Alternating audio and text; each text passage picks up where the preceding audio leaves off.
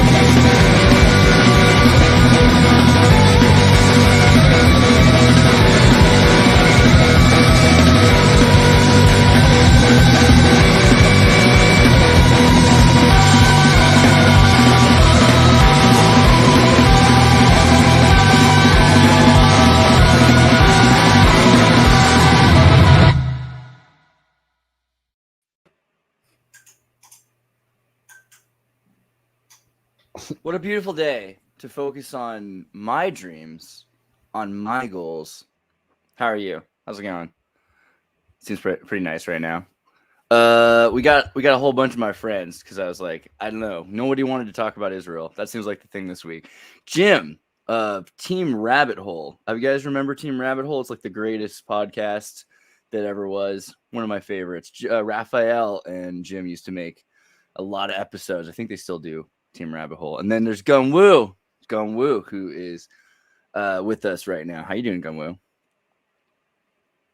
Am I not able to hear anything? I feel like Oh, okay. I was like, that. Oh wait, shit! I was muted. My bad. Yeah, it happens.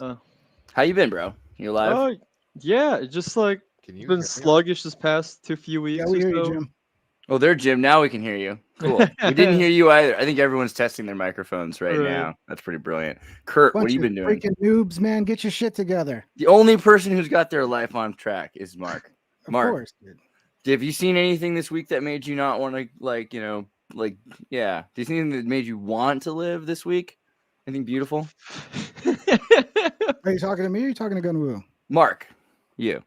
Did Gunwoo even answer your question or you just skip over him? No, I just cut it. Do you have any idea how miserable like people have made Gunwoo in his life? He's had to like scrub bunk beds covered in black mold. Don't get me started, while just saying, I am nothing.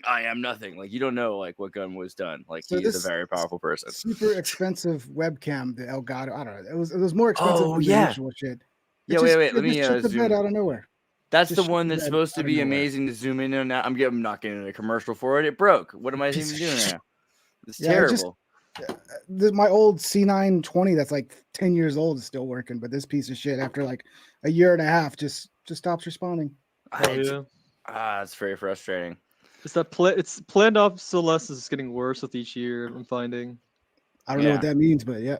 Planned obsolescence. It's like where they. Yeah. I don't understand it. All right. Yeah. Well, all right. Have you guys been paying attention to like anything in the world that like makes you happy? Is there anything that you can think of that makes you happy? Dianne Feinstein died. yeah. That was the last. Okay, that was the last contemporary event I think that made me really happy. So it seems like what's going on is they're trying to aim all the media right now to make us want, you know, what is it that they look like they want us to have? Like, is it they want us dead? Do they want us dead, or do they want us to like to justify killing? Right? Does it seem like if that's like the main focus point right now is just generally to justify killing? Is that what this week's about? Honestly, on a general level. I mean, having a military background, I'm usually caught up in like wars and the geopolitical narratives and the history behind why the war happened, etc. But with this recent Israeli conflict, like I genuinely don't know. Like, I've been looking into it, seeing, usually conflicts like these are a false flag, right? But then, like, I've been looking to see if it was to see what the conspiracy is behind any of this, and this seems genuine. Like, Hamas actually did this. Well, yeah, but like, I mean, that's what I think is really interesting is that people confuse false flags with unreal. You know, they're just because you get a bunch of kids on YouTube from Minnesota and guns from the United States government, right? And go to like a country, and then those people in that country call themselves Hamas, right? But a lot of the Hamas are not. They're not Palestinians. A lot of Palestinians moved away like 100 years ago. So these are people that are going there for this cause, and they're empowered by what we just talked about, $8 billion from Germany a year, or was it less? Jesus Some crazy, like the amount of money that they're going into, Palestine, from all of these countries that was then financing and guns and everything else. I mean, so we built whatever it is that happened, and if you listen to the tapes, you can hear, sometimes they're talking in Arabic, and then they say like Allah Akbar, bro, yeah, bro, or like excuse me, bro. Like there's a guy's like excuse me, bro. And you hear the excuse me, bro, and you're like, you're from Minnesota, right? Did you see the videos about recruiting terrorists in Minnesota and like in the United States and jihad tourism? Have you seen that? I've heard about that, but I didn't really pay attention too much into it because it's all CIA ran. It used to be, but kind of it's like every country, like Germany, every country like in the system now has a way to get these kids who are disenfranchised out. So I mean, it seems like this exists. I'm not saying no one's saying it doesn't exist, but it's just like, what's it for? Why are they? And it seems like the justification here is, okay, horrible things are happening, therefore we get to go all out. Like we get to break all of our own rules. It's justified, right? That's where we're headed. Right. So I mean, it seems like that's the focus of this week more generally, is that we're about to see people justify the most horrible kinds of war. Yeah. I mean, I'm assuming that's what there's, high levels of government is pushing for, right? Another war because of, Afghanistan ended, then Ukraine's not going too well, then you need something to pump the money, right? But with due to the general apathy of our generation and like the people generally younger than 40, I would say.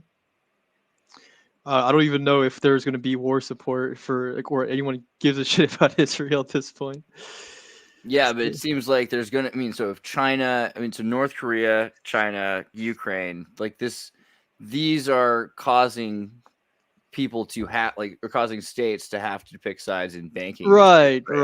Geopolitically, yeah, governments have to pick sides, but I mean, wars don't take off. Wars isn't going to really go anywhere unless it has the general support of the people. Which after having witnessed what we have, the shit show in Afghanistan, like honestly, I don't think America or NATO in general wants the on the people end of things are even remotely prepared or wants to go to another war. I mean, so do you think that war requires as many people as it used to, or is it true that we can use like drones to destabilize regions? I mean, yeah, that's the general idea and the direction everyone's trying to go towards, to take the human element out of the military, so where it's all AI operated. So like things like the Skinner psychology or whatever they don't need to waste money on training people to shoot to kill, or deal with the psychological repercussions of combat afterwards. So I mean, yeah, although things like drones or whatever are effective, drones can't clear a building. They can't run a base or whatever, stuff like that. We haven't progressed enough yet in military technology to even fully rely on automation.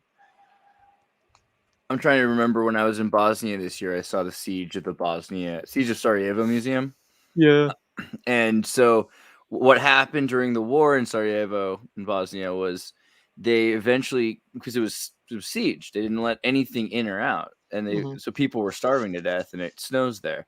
So what they eventually did was they built this freaking giant tunnel, and I guess the UN did this, right, or something, or the CIA, or like this crazy giant tunnel, right, was built, and they were smuggling artifacts in and out for as long as they could for like 10 years during the war. This was this like infrastructural tunnel that no one knew about, and now it's just a museum. So I mean, it just seems like there's always going to be a set of resources that are going to be someone's going to have their own systems going. I don't know. But what also, Kurt, I was going to ask you, like, what are you thinking this week when you see like, hey, like people are being murdered, I should justify war, or like where are we at with our emotions about what we're seeing? Like over 100,000 people die every day, and the fact that we're focusing on Israel, I mean, it's political. Everyone knows that already. But yeah, I'm not like being a bummer, but we're very selective when it comes to the deaths that we pay attention to, and a lot of them do happen via war and via wars that don't involve Israel. And it's I don't know. I think most people do agree that it is religiously motivated. Our hyper focus on our government called it religiously motivated, right? I think that was an official statement. So yeah, but religious war. I mean, a religious war. But we also have an obsession with Palestine. Like we're a little bit obsessed with who controls Palestine, and yeah, it's hard to believe that if there wasn't an obsession with Christianity, that we would particularly care about this particular conflict as much. Yeah, I mean, there's a lot you could say about it. I think probably more people might be dying in Ukraine, but you'd have to fact check that. I don't know. Yeah, well, it turns out. So we were talking with David yesterday. It sounds like Ukraine is a lot worse than people have been thinking. Like it's not winding down; it's getting worse, perhaps. And it's just they're hiding more and more of it, but it's getting into closer and closer proximity. So it does seem like that's also interesting. That's as horrible as it is, but Israel, it's at this Egyptian border. So it just seems like so many of the stories of the wars of Revelation and everything have to do with a tipping point that's going on at that point. So you hear more and more people like talking about beginning of Revelation. Now, obviously, that's like I don't mean that even literally from like a miracle point of view. I just mean that if you've got a bunch of billionaire esotericists, because like these people have so much money that they don't care about their education. They have people to do all the real work for them. So they get to focus on just loving esotericism, right? So if they're super rich and they are super narcissistic, and all of a sudden something happens that they can equate with them being part of a prophecy, a divine prophecy, like don't you think a narcissist's going to want to play out as much of that revelation as possible just because they want to be they subconsciously even might. They're just imagining, well, this must be me. I must be the Messiah in this story, so I have to be I think that we're so likely to see like self-fulfilling prophecies right now. It's just really scary. Hey, you turn up your microphone. We can barely hear you. I can lean into it deeper. Let me see. I think your microphone settings are wrong, Jim. Maybe switch the microphone. The That's gain what it sounds settings. like. Keep talking. I'm fixing it for you. Go ahead. To figure things out. I got this. I'm pretty sure you're on your laptop mic, Jim. I think that's the reason. Boomers! Boomers! Mark, you're gonna have to just talk for him. Can Boomer alert! you lip sync for Jim while Are he's we talking about Israel, dude? Are we really talking about Israel? No, I was so hard trying to talk about like the world as an emotional thing, and it was like religious fanaticism. Can we like lead it into a more general? You know what? I was going to mention Hitler because I'm pretty sure he. Maybe you can hear me now. Adolf as loud Hitler, as you could. Mark's like running away. All right. I'm pretty sure he believed, the failed artist was in World War I. So I remember very vaguely hearing that all of his buddies got blown up in a grenade thing, and he survived, and he imprinted a program of identity to that, and then ran off and did his thing. So I don't think it's particularly. I don't know if it's billionaire esotericists always pushing the fucking the teleological thing to the omega point. We're all going down the river, and it seems that I was looking at the astrology. It's, guys, it's Mars. What is it? It's Libra season. A bunch of Virgo stuff. Mercury's in Libra. Mars is in Libra at the last fucking degree. So it's like, this is pushing. In a sense, it's kind of iterating. Do we want to do the same song and dance as 100 years prior to us? Basically, we have a chance to kind of see this differently and not pick Pepsi or Coke. I mean, we can get to another tier of analysis, but that takes decision making at a very fundamental internal level. Anyway, I don't even have a pig in this race. Basically, pig of all the animals I just said. I don't think either group likes pigs, but it's a shit show, and it's. I don't know. I'm not paying attention, but you were kind of going off on like billionaires are engineering this. It's like Bezos has a fucking clock in the desert that it maybe is more important than Bilderberg pushing this. But at this point, it's a Terrence McKenna situation where nobody's in control, and there's a shit ton of fires going on everywhere at multi levels. And I think we're just here to watch it unfold. Yeah, the original patriarchs that kept the House of Cards together up until the 80s are all dying away with all these like millennial trust fund Burning Man type people, like Mitt Romney. He's right, like, hey, right. we can't drive the ship. Where's right. that They're inheriting all this, and as Andreas said, these people have no real education or any tangible life experience because having grown up in that cushy upper class lifestyle, having everyone having done stuff for you, with those kind of people inheriting the new power,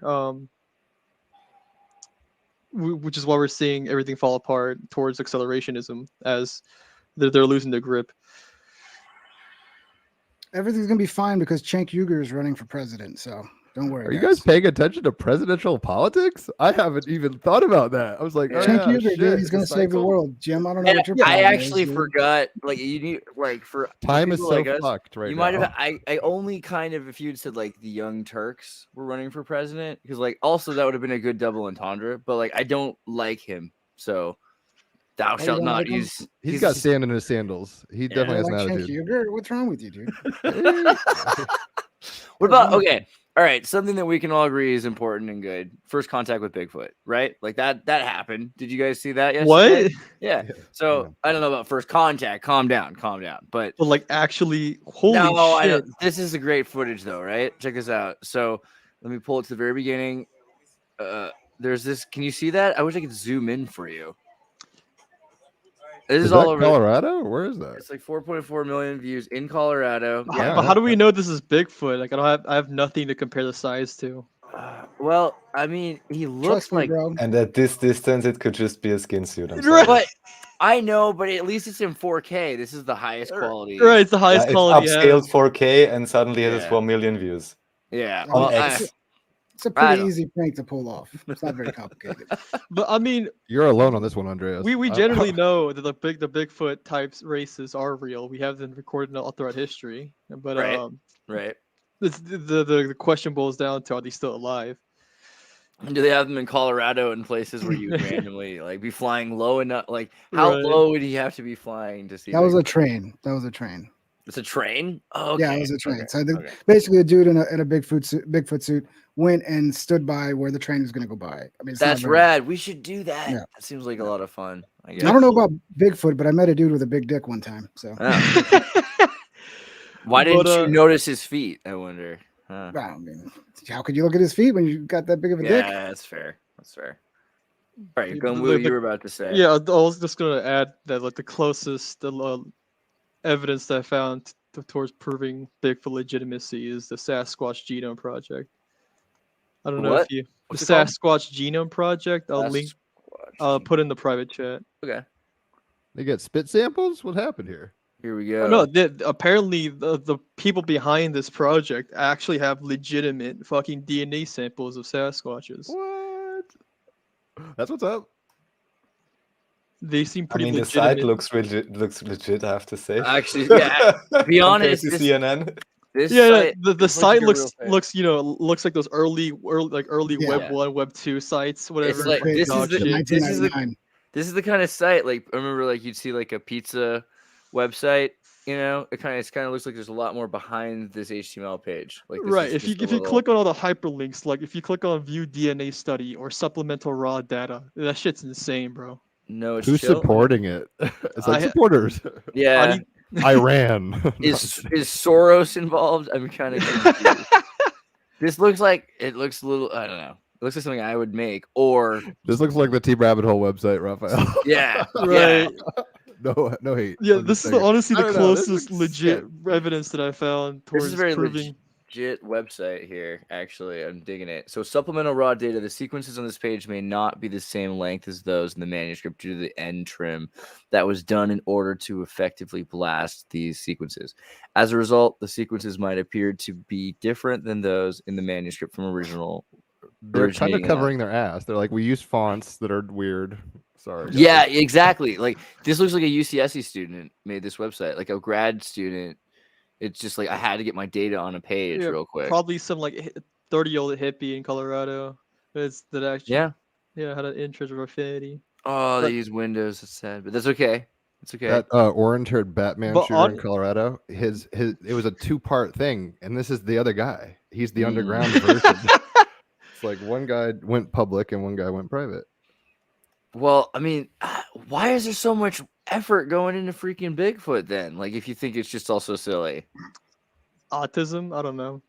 But that's like a fundamental answer to most things these days, I feel. It's that fucking COVID vaccine, bro. How did they get DNA samples? How did they come across DNA samples? Exactly, that's what I'm saying. Like, how do they have so much data? How do they have any of this? And then the people behind this project seem legit to an extent. I don't know how look at this. Go.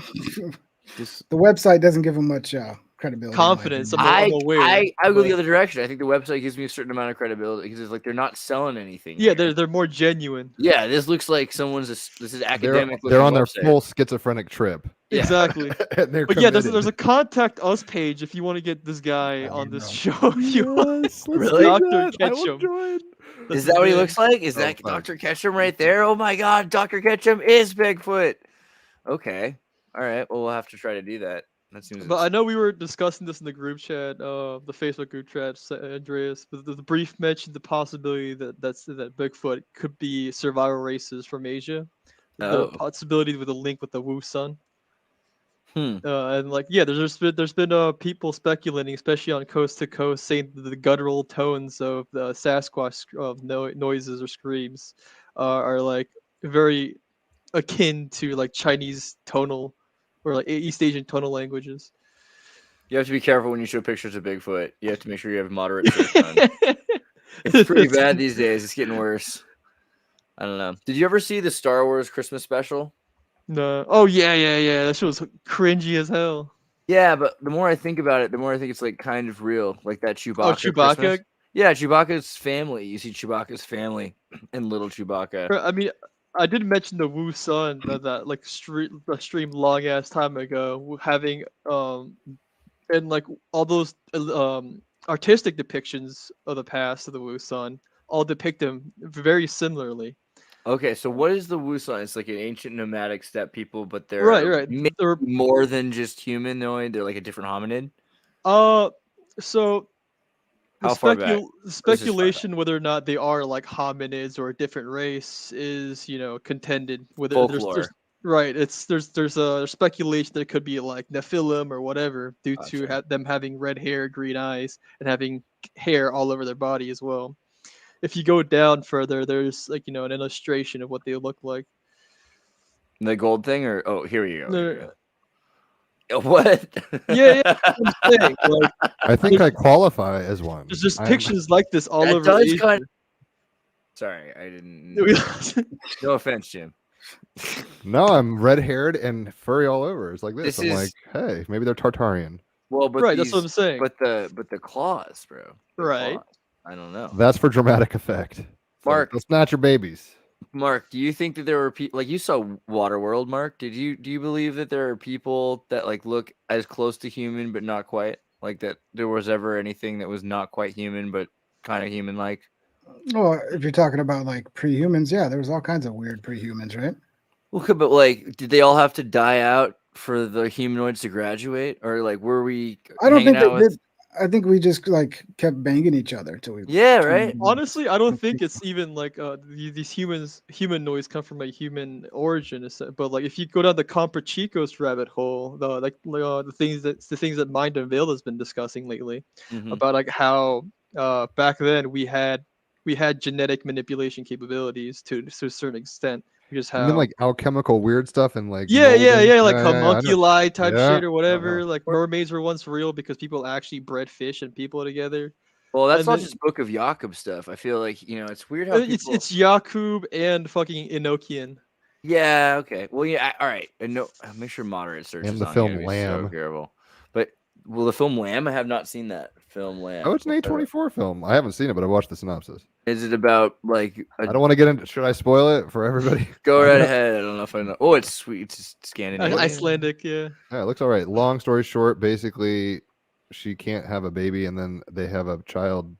I think it walks. It's got a human body and a lamb head, and basically, people from the mountains who are hybrid goat people come and take it back. What? I want to see this. That's the whole spiel. Yeah, it's like it's a weird ending. That seems key. I don't know. We talked at some point about like the black Scientologist equivalent, Dianetics Farrakhan. Louis Farrakhan was promoting. That's very Klingon-esque. Yeah, and so so people are. I remember I tried to recently explain this on Base AF because people thought of Nation of Islam as being the same thing as Islam, and I'd been in. Who knows if I get in trouble for this now? But I just remember in like 5th grade when I did the Muhammad Ali wrestler presentation. So I was supposed to talk about one of the most influential people in history in school. I had to explain what the Nation of Islam is, and they literally stopped me because I like was explaining to them what it was, and they're like, "No, stop!" I'm like, no, but this is their thing. Like, no, stop. It's like, but they believe that Jakob created white people over centuries in this laboratory. Stop. I don't know if I'm supposed to get the lesson even now. I feel like I'm getting hit even remembering it now. Then not only that, all this Yakub stuff has been over hyperbolized with the Afrocentrist communities, right? Saying everybody's black or whatever. It's I get sure humanity didn't come from a single origin point, and then you have scientists trying to argue the whole out of Africa theory. But if anyone has with half a brain looks into it any further, they realize that there's a gene flow. There's gene flow of right, and then the humanity's origin point after the flood was the Pannonian Basin, the Scythia essentially. The Indo-European migrations, the whole Israelite lore, 12er Shiism, all that stuff. Yeah, it comes from the Pannonian Basin. But yeah, the Comper Chicos, what I linked earlier in the private chat.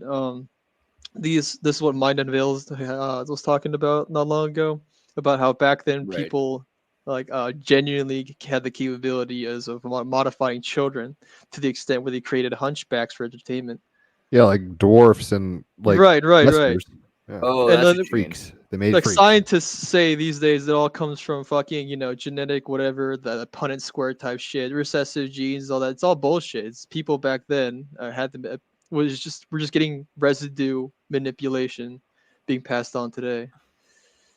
Wait, you think that by getting by breaking people's backs, that they have epigenetically changed the DNA of to create hunchbacks? Is that the idea? They weren't breaking them. They were surgically manipulating them somehow, alchemically, to the extent where their genes have been permanently altered. Right. Yes. Yeah. I feel like, okay. Do you think that that's kind of the metaphor there? Because if you go back even further, the metaphor is like Isis with a staff with two snakes and a double helix. Right. It ties all the way back that far. It seems like it might be that they're cutting your bones. They might be that they're just Ecclesiastes 1, man. There's nothing new in the sun. Everyone's saying that CRISPR is breakthrough technology or whatever, when we have documentation of genetic manipulation stretching as far back as the Ottomans, even. Hopefully we get Jim back. What do you think about the idea of angel genetic manipulation, Kurt? Like the idea that humanity's. I was gonna ask Kurt also. Yeah, do you think you were manipulated? The whole Anunnaki stuff. Yeah. I've heard so much about it. I've looked into it myself and all, but it's just I can't find any concrete about the Anunnaki. It would be interesting. Would definitely explain the missing link or the genetic jump between monkeys and humans. But I don't even know if monkeys are related to humans. I feel like intelligent design is more legitimate, if anything. But if that was the case, who designed us? So, and that kind of opens up the rabbit hole of bringing credence to the Anunnaki story. But I mean, I'm more so leaning towards the existence of God, if anything. Kurt, American Time Machine. What do you think? Intelligent design? It depends on how philosophical you want to get. I don't know about aliens. I just think if you want to get down deep into spiritual reality and you believe in all that, then you could see all life forms as kind of a tool just to a spiritual end. Everything in the animal kingdom, really, because I think at the end of the day, we are definitely subservient to forces that we do not understand. Because the fact that you can pretty much, I won't say quantify personality, but I think once you've experienced so many things, it seems like you can start to quantify your emotions and experiences, and a lot of them just play out themselves and replay themselves. And the only way to define some things in life is to define them as spiritual. So, and I think that just more comes with life experience. And they say that you really do just find God at the personal level, and you can't really share those experiences with anybody. But if we are really subservient to that spiritual reality, then yes, then everything else is subservient, and that includes our genetics. And even, maybe we just overestimate the real value of genetics at the end of the day, because, I mean, they're cool and they're very complicated, but we might we might have gotten too sciencey when it comes to our explanations when it comes to genetics, in my personal opinion. Right, but on the other side of that coin, right, you get the empirical perspective where it's everything based, like everything that we know up to this point from evolutionary or genetic science. But I mean, we know from evolution, but we know that evolutionary theory is public information, that it has its origin in theosophy. It has no scientific basis at all. Charles Darwin wrote his book Origin of Species, while being at the house of Alice Bailey, while being in personal contact with her constantly. But Charles Darwin, after being a failed theologian, he was trying to follow the footsteps of his father, whom was a pastor, and he failed to, he wanted visions and he didn't get them, and also he had a boyfriend. I don't know. Are you allowed to talk about John? I didn't know about the boyfriend part. John Edmondson. He had a black boyfriend. Yeah. Holy shit. Yeah. Who was way better than him at everything, and was a taxidermist. He's a taxidermist from Guyana, and he lived in a little bungalow next by him and everything. And but yeah, John Edmondson was a brilliant taxidermist, and Darwin based most of his theories he could on his. But I just wanted to say, like, just because Darwin gets credit for the theory of evolution doesn't mean he came up with it or that he did it right. Usually the popularist isn't the person who comes with the theory. And so there's always better examples. I would say Jean-Baptiste Lamarck is about consciousness evolution, and Teilhard Chardin is like a more practical form of evolution. Very much aware. Pretty much Charles Darwin has this colloquially attached to the theory of evolution because he's pretty much Einsteined it. You know, he got the marketing. Right. Which sucks because it's also Alice Bailey, and at the same time that he's going on his boat is the other one, the lady, Helena Blavatsky. Helena Blavatsky's on her boat at the same. They're like, if they're not on the same boat, they're like ships in the night, because literally, I mean, right. But the point I was trying to lead towards is like with the things we know about the Monroe Institute and the MK Ultra and stuff like that. How does evolution explain for telekinesis and our I'm gonna pull up a picture of Helena other psychological psychic phenomenons that we can't explain? Pink Trip, what do you think about this lady? When you see this lady, what do you think? What have you seen his face before? She has the same eyes as the dude from Vice who used to eat a whole lot of shit. I think she probably cooks really well. The rapper. She probably makes some mean soup or something like that. But I think when it comes to the universe, like the creation, I think like it's pretty simple. God is just a giant dick, and the universe is a giant vagina. Oh, I thought you were a jerk. Okay. Bang the universe, and then that's how we came into creation. Whoa! So in other words, you agree with Helena Blavatsky? That's amazing. I didn't know that. You're a resurrection. This is like panspermia theories, or like I'm a genius, dude. Yeah, you are. That's what's crazy. I didn't even know who or what that was. Yeah, what's crazy is like that's like the most ultimate form of Gnostic sophism. I think what you just said, in a sense. I think it's funny. Like, of course, that's already a theory. Of course, it is. That's the theory. It's like the ultimate cosmogony. That's like the belief of the universe being created, right? That's it. That's why we exist. The Shiva Shakti thing. It's like everything's fucking all the time.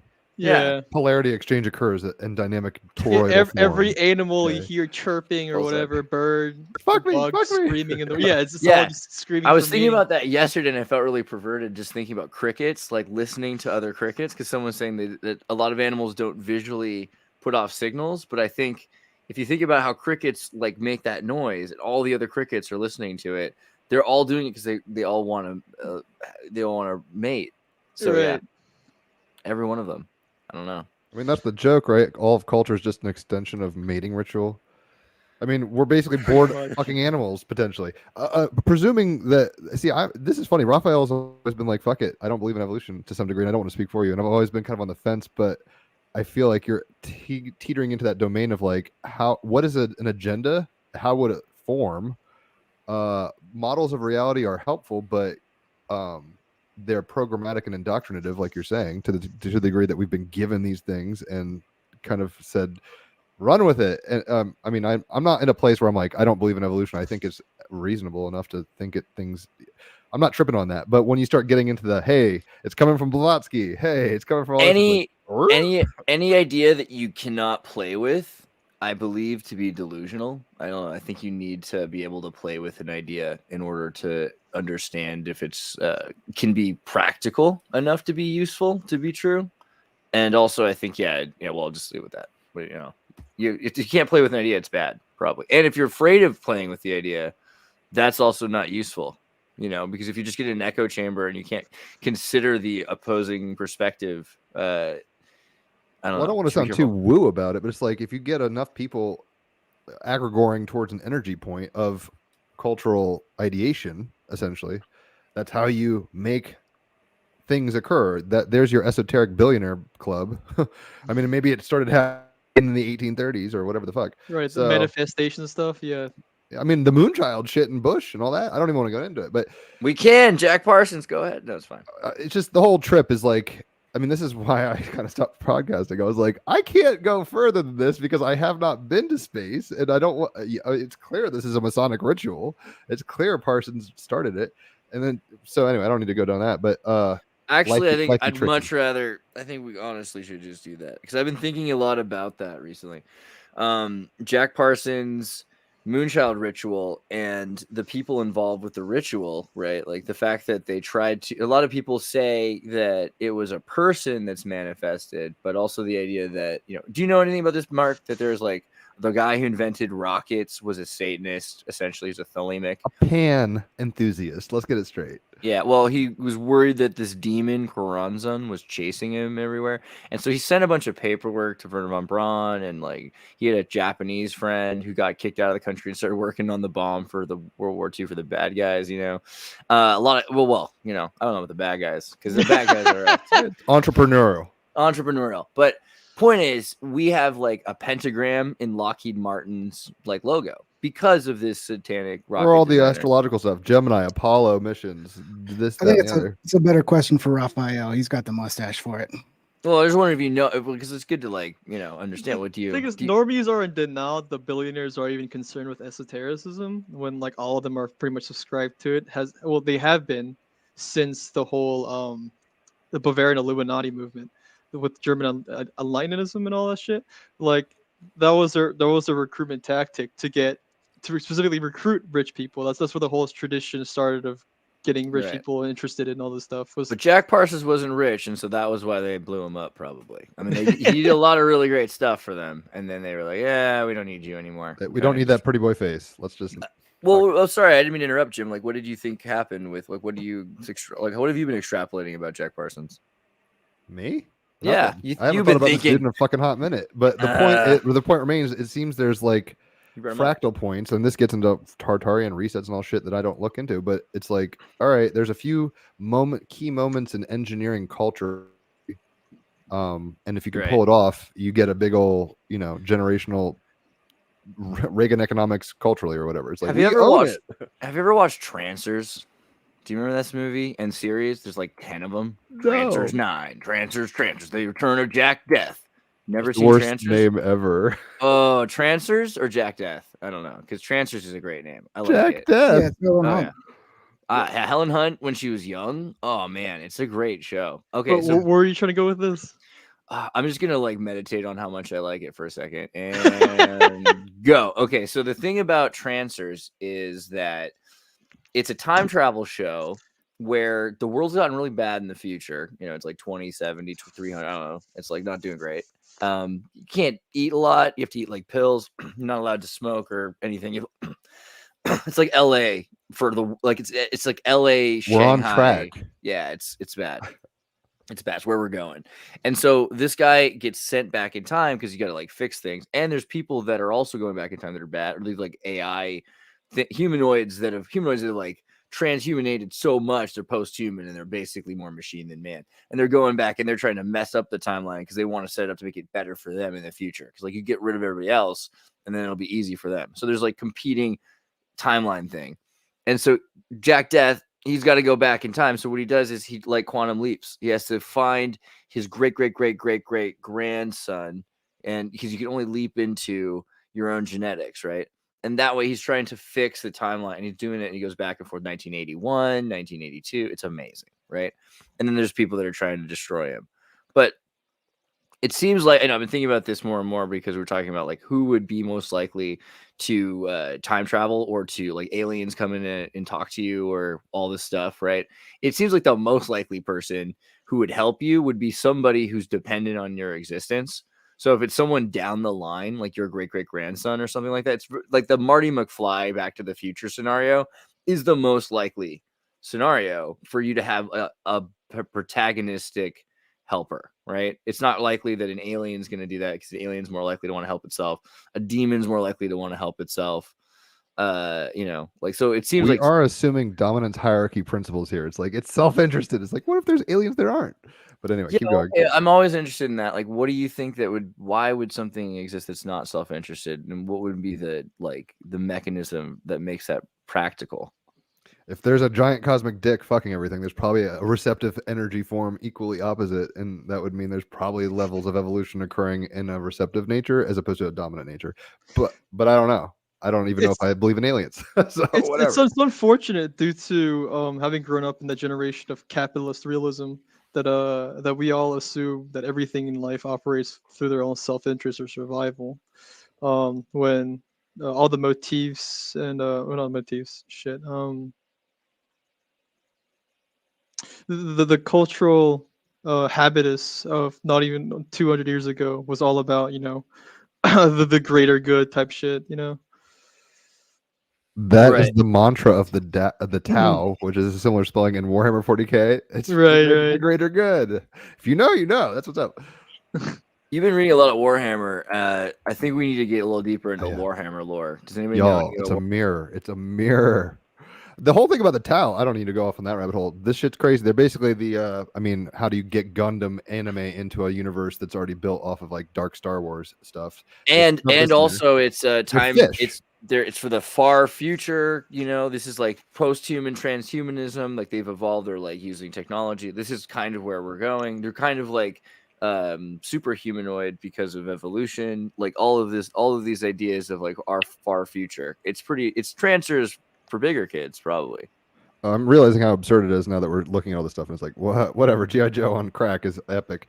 The long story short, these are fish people from another like planet. We meet them, and basically they have, it's kind of a Eastern Asian kind of thing going, obviously here, where they're the greater good. But the irony is, it's almost like communism, where it's like they actually have a psychic parasite, driving them to believe this. They don't actually believe in the greater good. Interesting. Yeah, so they're like, it's like they're psychically manipulated, but if you don't see the fucking guy behind the curtain, or you don't believe he's there, because I don't know if you know about the parasite tangent and all that stuff. There's a whole community of people within this, I guess. Not toxoplasmosis. It's like yeah, stuff like that. How pretty much like hair worms and other stuff. Like they run the world. Yeah.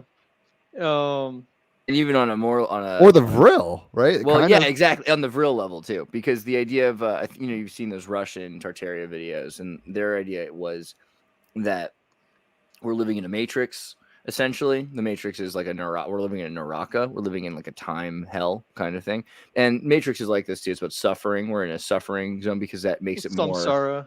Samsara is important. Well, yeah, it's like samsara is the lowest form of Naraka. We might be in samsara, but we might be just in a Naraka. It could be just like a kind of Naraka, like a kind of hell dimension that is suffering, so that it drives your attention to it enough that you don't ascend into a higher awareness of what's going on. The wallpaper in the prison is so appealing.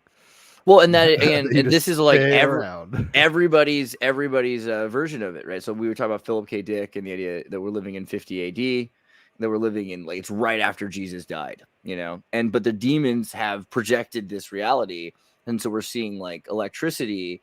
It's a good excuse for what is happening, right? So we have this idea that this is all practical, and that way you can deny what's going on, what is true, just simply because the material reality around you is a lie, right? What's up, Raphael? You there? I'm listening. This is his jam. He's like, reality. Jim and me both know what this is about. As somebody said, I'm jealous of his mustache. I definitely am jealous of his mustache. Everybody's jealous of his mustache. I tried it. I couldn't handle it. Number two, I was just trying to get him in the conversation. I was feeling bad for him. I haven't heard him talk Thank once. you. He's a caterpillar. This is how he rolls. Yeah, well, I'm just listening. These are all things. So about the time held thing, some of you know I've been doing lots of interviews with David, and just the things he's been showing. That's also why I'm kind of quiet, because the aliens are dead for me by now. We don't know where we are. We don't know how much land there is, and we certainly can't really verify any of the history, whether it's quite recent or is somewhat more ancient. Just like Ganwu also said with evolutionary theory, many of these things, if you look at it a bit more and check some of the proof, so many things, and the issue is so many common tropes fall apart, because how much idea is based on whatever Einstein said, whatever the whole space race is, evolutionary theory, I can't even name all of it, but so many common cultural references when you get down to it. Oh, again, it's invented by some theosophists or some Jesuits. Right. How many elements can we even draw upon, especially that are just accepted as is and not debated because everybody knows? And you look closer, and again, it's the same group. They made the language, they made the history, they made the nation state, they faked up the religions. So yeah, that's kind of where I'm at, which is where I'm just listening and like the age of tribulations, man. But I mean, you got to be careful. You got to be careful because when you start throwing babies out with the baptismal water, then you lose your religion. And so you can say there's no aliens, but if you ever met a Bosnian, Wait, Raphael, did you say there's no aliens in your ontology now?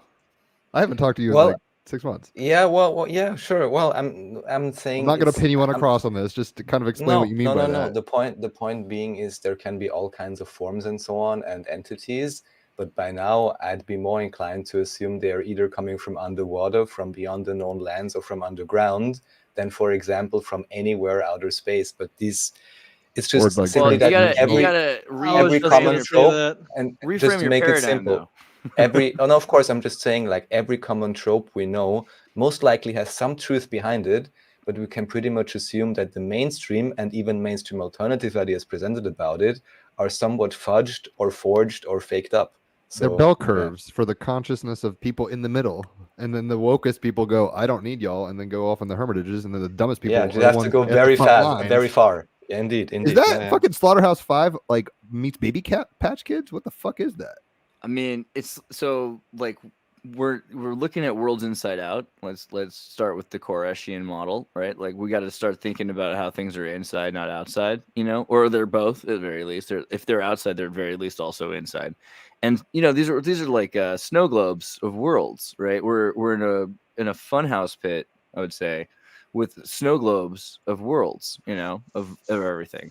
And yeah, the idea of aliens is interesting to me because I live in a place where if you live literally like 100 miles away, you're an alien, like you're an illegal alien even. So it's not that different than when the Pope is saying he's God, in the 10th century and whatever. Like recently in your video, they're talking about how the Pope was like referred to as God. And so when God said this and that, a lot of the time it's the freaking Pope, which is an important point because not only that, there's like lies, like I think it's in the 10th century, right, is when the pseudo-Isidorian decrees come out and it says, and then the Pope said this, and they didn't even say it, and then saying that God said that you have to be celibate so we can take over all of your towns and not let anyone have, not let any of these priesthood families continue, right, so that we could control as soon as the next generation go on, they can just move in and take them because the priests aren't allowed to have kids anymore. And like, well, look. You've never been allowed to, even though they've been doing it for 1,000 years. Just make up that it wasn't happening anymore. It's like God said it, right? So right. But that doesn't mean that there's not something there. It just changes the name of it and the paradigm of it. Like so, then you're like, okay, I don't trust the modern narrative of what's going on, but turn it inside out. Continue to play with it, like because if you say there's nothing, you can't play with it anymore. And so I think that thought is probably a bad thought. That's what my mom told me when I was a kid. Or in like the Zazen thing, it's a pregnant nothing. I'm sorry, I'm trying to be funny, Mimri. Jesus Christ, Mimri. I'm glad you're still a boy, Mark. It could have gone worse. He's an internal time traveler. So they say. Okay, so people are like, no aliens, no Bigfoot. Reality is just being ignored. I don't know. Okay, well, what is reality then? Like, what are you saying is reality? Like, is reality like a bunch of videos that you're seeing on the internet about things happening elsewhere? In a nutshell, I actually think most of the things are much more exciting and grand and great and magic and amazing and fun and loving. But the thing is, they always put some, faked up story in front of it to funnel all the attention towards it. So all the other stuff doesn't even get explored. That's kind of the impression I'm having. Well, do you think do you think we're about to experience anything divine or miraculous or like unnatural, like supernatural? Do you think dragons, like, bro? What's the supernatural that you're expecting then? If you think that aliens are gone, is God back? What's up? Well, even here we would have to define what would be supernatural. I'm not even sure if that's a correct, definition, or if that's not a very much constructed idea where we differentiate between what is natural according to Einsteinian law, right, or right. what would be the thing. So, and I'm sure there's all kinds of things. The best example, I mentioned this before here with the Mandela effect. Anyone who has their personal experience can see, okay, there's something going on even across time. Things are changing, people remember things differently, so there is something huge going on, but nobody has exactly figured out yet what it actually is. My generic assumption with all the shenanigans going on, in any case still, and this may be the positive message, is that humans have much more power, both through their actions and their consciousness and attitude, than we are led to believe. And all of the stage play is just going on to keep people distracted from focusing on their reality, improving lives for themselves and their surroundings, and keep waiting for some politician or some alien or some pope to fix things for them. And I think that's the basic goal, whilst of course the populace is getting divided against each other through the forged history, forged conflicts, just to distract again from, maybe this is the point you made, Andreas, self-interest. Maybe this is all just a big show to distract people from their natural self-interest for themselves and their fellow humans, because that's really what it looks like. People are not acting in their self-interest when they're following a politician or whatever else it is, religious factionalism, nationalism, all of that. Herd instincts exist, and I think people take advantage of that. That's basically what's happening. So it's like this is an ancient herd instinct fighting pit called the Middle East, and a lot of people have vested interests in multiple levels on it. And the funny thing is, in Revelation or whatever what you were saying, Raphael or Andreas, it does talk about basically it's like the world will kind of turn on like their cold shoulder Israel. Like Israel's going to be kind of fucked, and basically the world. And that's kind of what's happening. It's really practical, like for somebody who's in that circumstance, like, so like I'm Israel, so like I could be Israel, and like that means I'm God's chosen thing. That's the thing about it, is like if you start painting the paradigm, then the paradigm can live itself out. I think it's also a thing, like you can self-fulfilling prophecy. Well, self-fulfilling, and then how many people with whatever resources or power simply love that stage play so much that they emphasis are doing on everything their self to bring it about. And the main core actually being, and this even goes back with the mainstream Christianity and so on, is always when you start saying someone or something is better than someone else. A religion, a people's, an individual, a politician, whatever it is. And then through this, you justify suppressing and effing over everybody else. And that's always this same pattern, I would say. I think there's a little, okay, so I've been talking to people that are into like evil and good and magic and science and that whole thing. I think like radio for evil and radio for good is probably happening. Like, and maybe also I've always thought that because Reagan let a bunch of psychos out of the prisons when I was like a very small child. So my earliest memories, plus being in Silicon Valley, was, people with earpieces that you couldn't see, or crazy people, and you never knew if someone was talking to God, the devil, the CIA, or themselves, so it was just a lot as a child. But I lost my train of thought. No, I think that radio evil, like the idea of possession, and that people are trying to do something that's like, if you try to do what's right, like you're trying not to hurt people, you're trying to protect children, like there's some things, like you're trying to help proliferate goodness, and you're trying to keep badness from harming goodness. I feel like there's a couple things there, but maybe it's like love. Like, I think they asked Jesus in the Bible like 180 questions, and he answers 8 of them, and none of them the way they wanted to be answered, So it's not always about having answers. I think he also asks like 1,000 questions or something, or more, 7,000 questions. So it's more about asking questions when people think they have answers, I think, is the thing. So if a group of people, and like we call them a church or whatever, priesthood or something, like the Boy Scouts, like some group of people like America, they're trying to be good, and they make some rules and they start trying to follow them. And then all of a sudden they start killing and eating babies in circumstances, right? Because there are like 3 times in the Bible where they eat their own babies. And there's Lamentations, I think. They're like, we Yeah. don't have any food. And like, really? or also they're afraid when they're being invaded. Like the temple's been torn down. They're like, don't let them take your eat them. Eat your don't let them don't let them eat your babies. You eat your babies. Like there's some weird stuff there. And in history this has happened. Other things have been worse. We kind of talk about how in society, like, wow, this group that was so great, like the Catholic Church has a pedophilia problem going on in it, or like the Hollywood or whatever, all these things. But it seems to me that they all devolved similarly, right? Something becomes all about trying to serve a good purpose. A bunch of people come in that are trying to be good. It becomes a great place. And then the goodness goes out of it. I don't completely understand it, but evil does seem to go into it, because then archetypically you've got child sacrifice, whatever that is. It seems to emerge over and over and over again. And, it's like, it seems too much that for something that starts out to be trying to be so good, that it has to become so evil, that it seems almost magical or something. Like it seems so, at least poetic justice, but it just seems like almost magical how that happens. I don't know. No, I see that as a common theme with everything that humans try to do in general. It's just like every tragedy that we see throughout history has always been committed through with the best intention at heart. The striving for either utopianism or German idealism. And yeah, I think that's it. The lesson to be learned from all that is the folly of man's ego, really. Regardless of how much you try to do something that's we see as ideally better or utopian, it always ends up like the Babel Tower.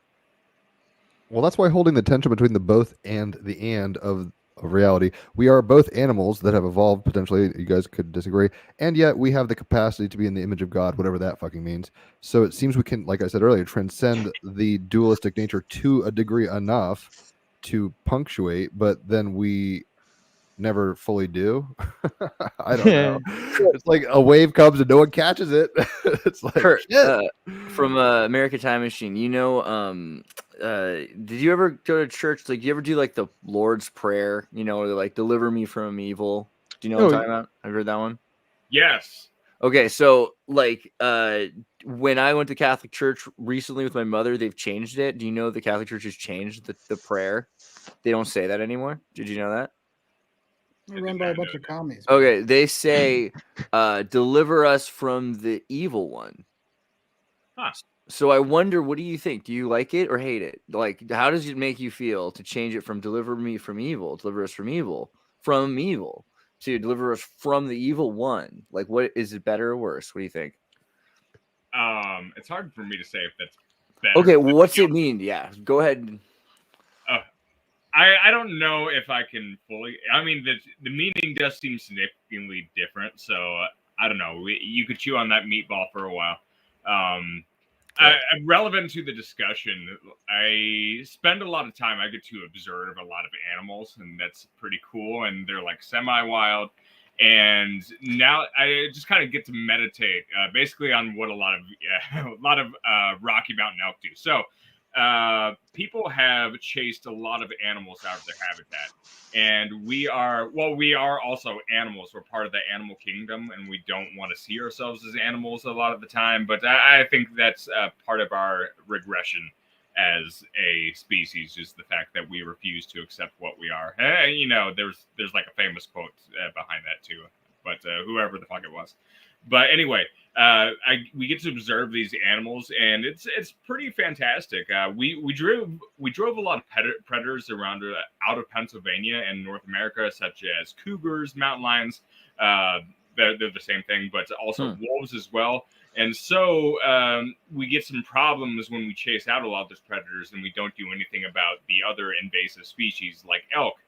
Yellowstone is known for having a huge elk problem that ended up eating all of their shrubbery and grass, which caused erosion and caused basically all the roads to collapse because they didn't have any plant life. So when it comes to evaluating what animals do and what, it's good to think of them. What is their function?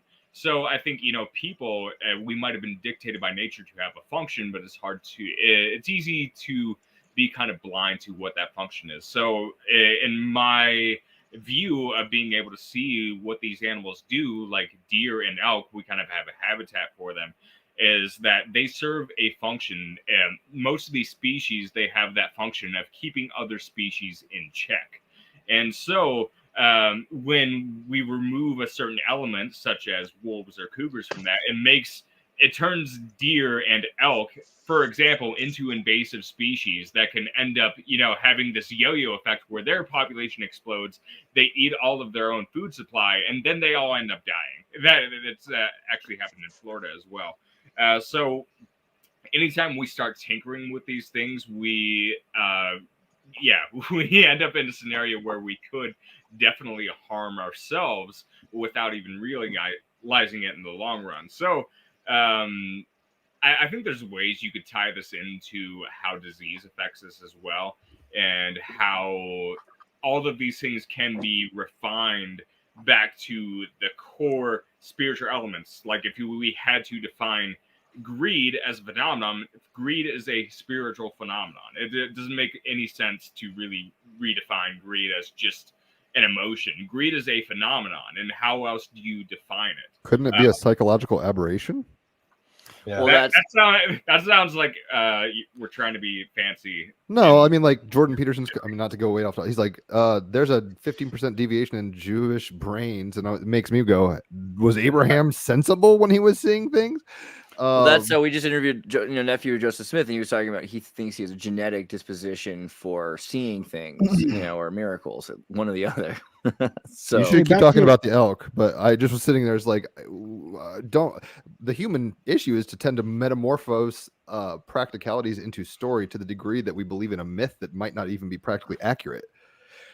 And I'm not like a material reductionist, so the fact that I'm saying yeah, this I mean, funny. Philo was, in Philo during early Christian period was like, we must imagine God without quality and therefore without body, and we have to imagine that God did not breathe through his mouth into the nostrils of man, and we must imagine there must be a deeper metaphor here. And so deconstructionism started with Philo, and I think a lot of that's also because the Greek mythological character, so Greeks believed for a period in the things that they said. They're like, oh, those are the gods, but that's a long time ago, and they became pretty relatively intelligent, and so they and mechanically inclined and philosophically aware, and Stoic atheists started to emerge. And so eventually what they did was Stoic atheism grew so quickly, so much faster than anyone could anticipate in Greece, that it superseded the rest of the religion so fast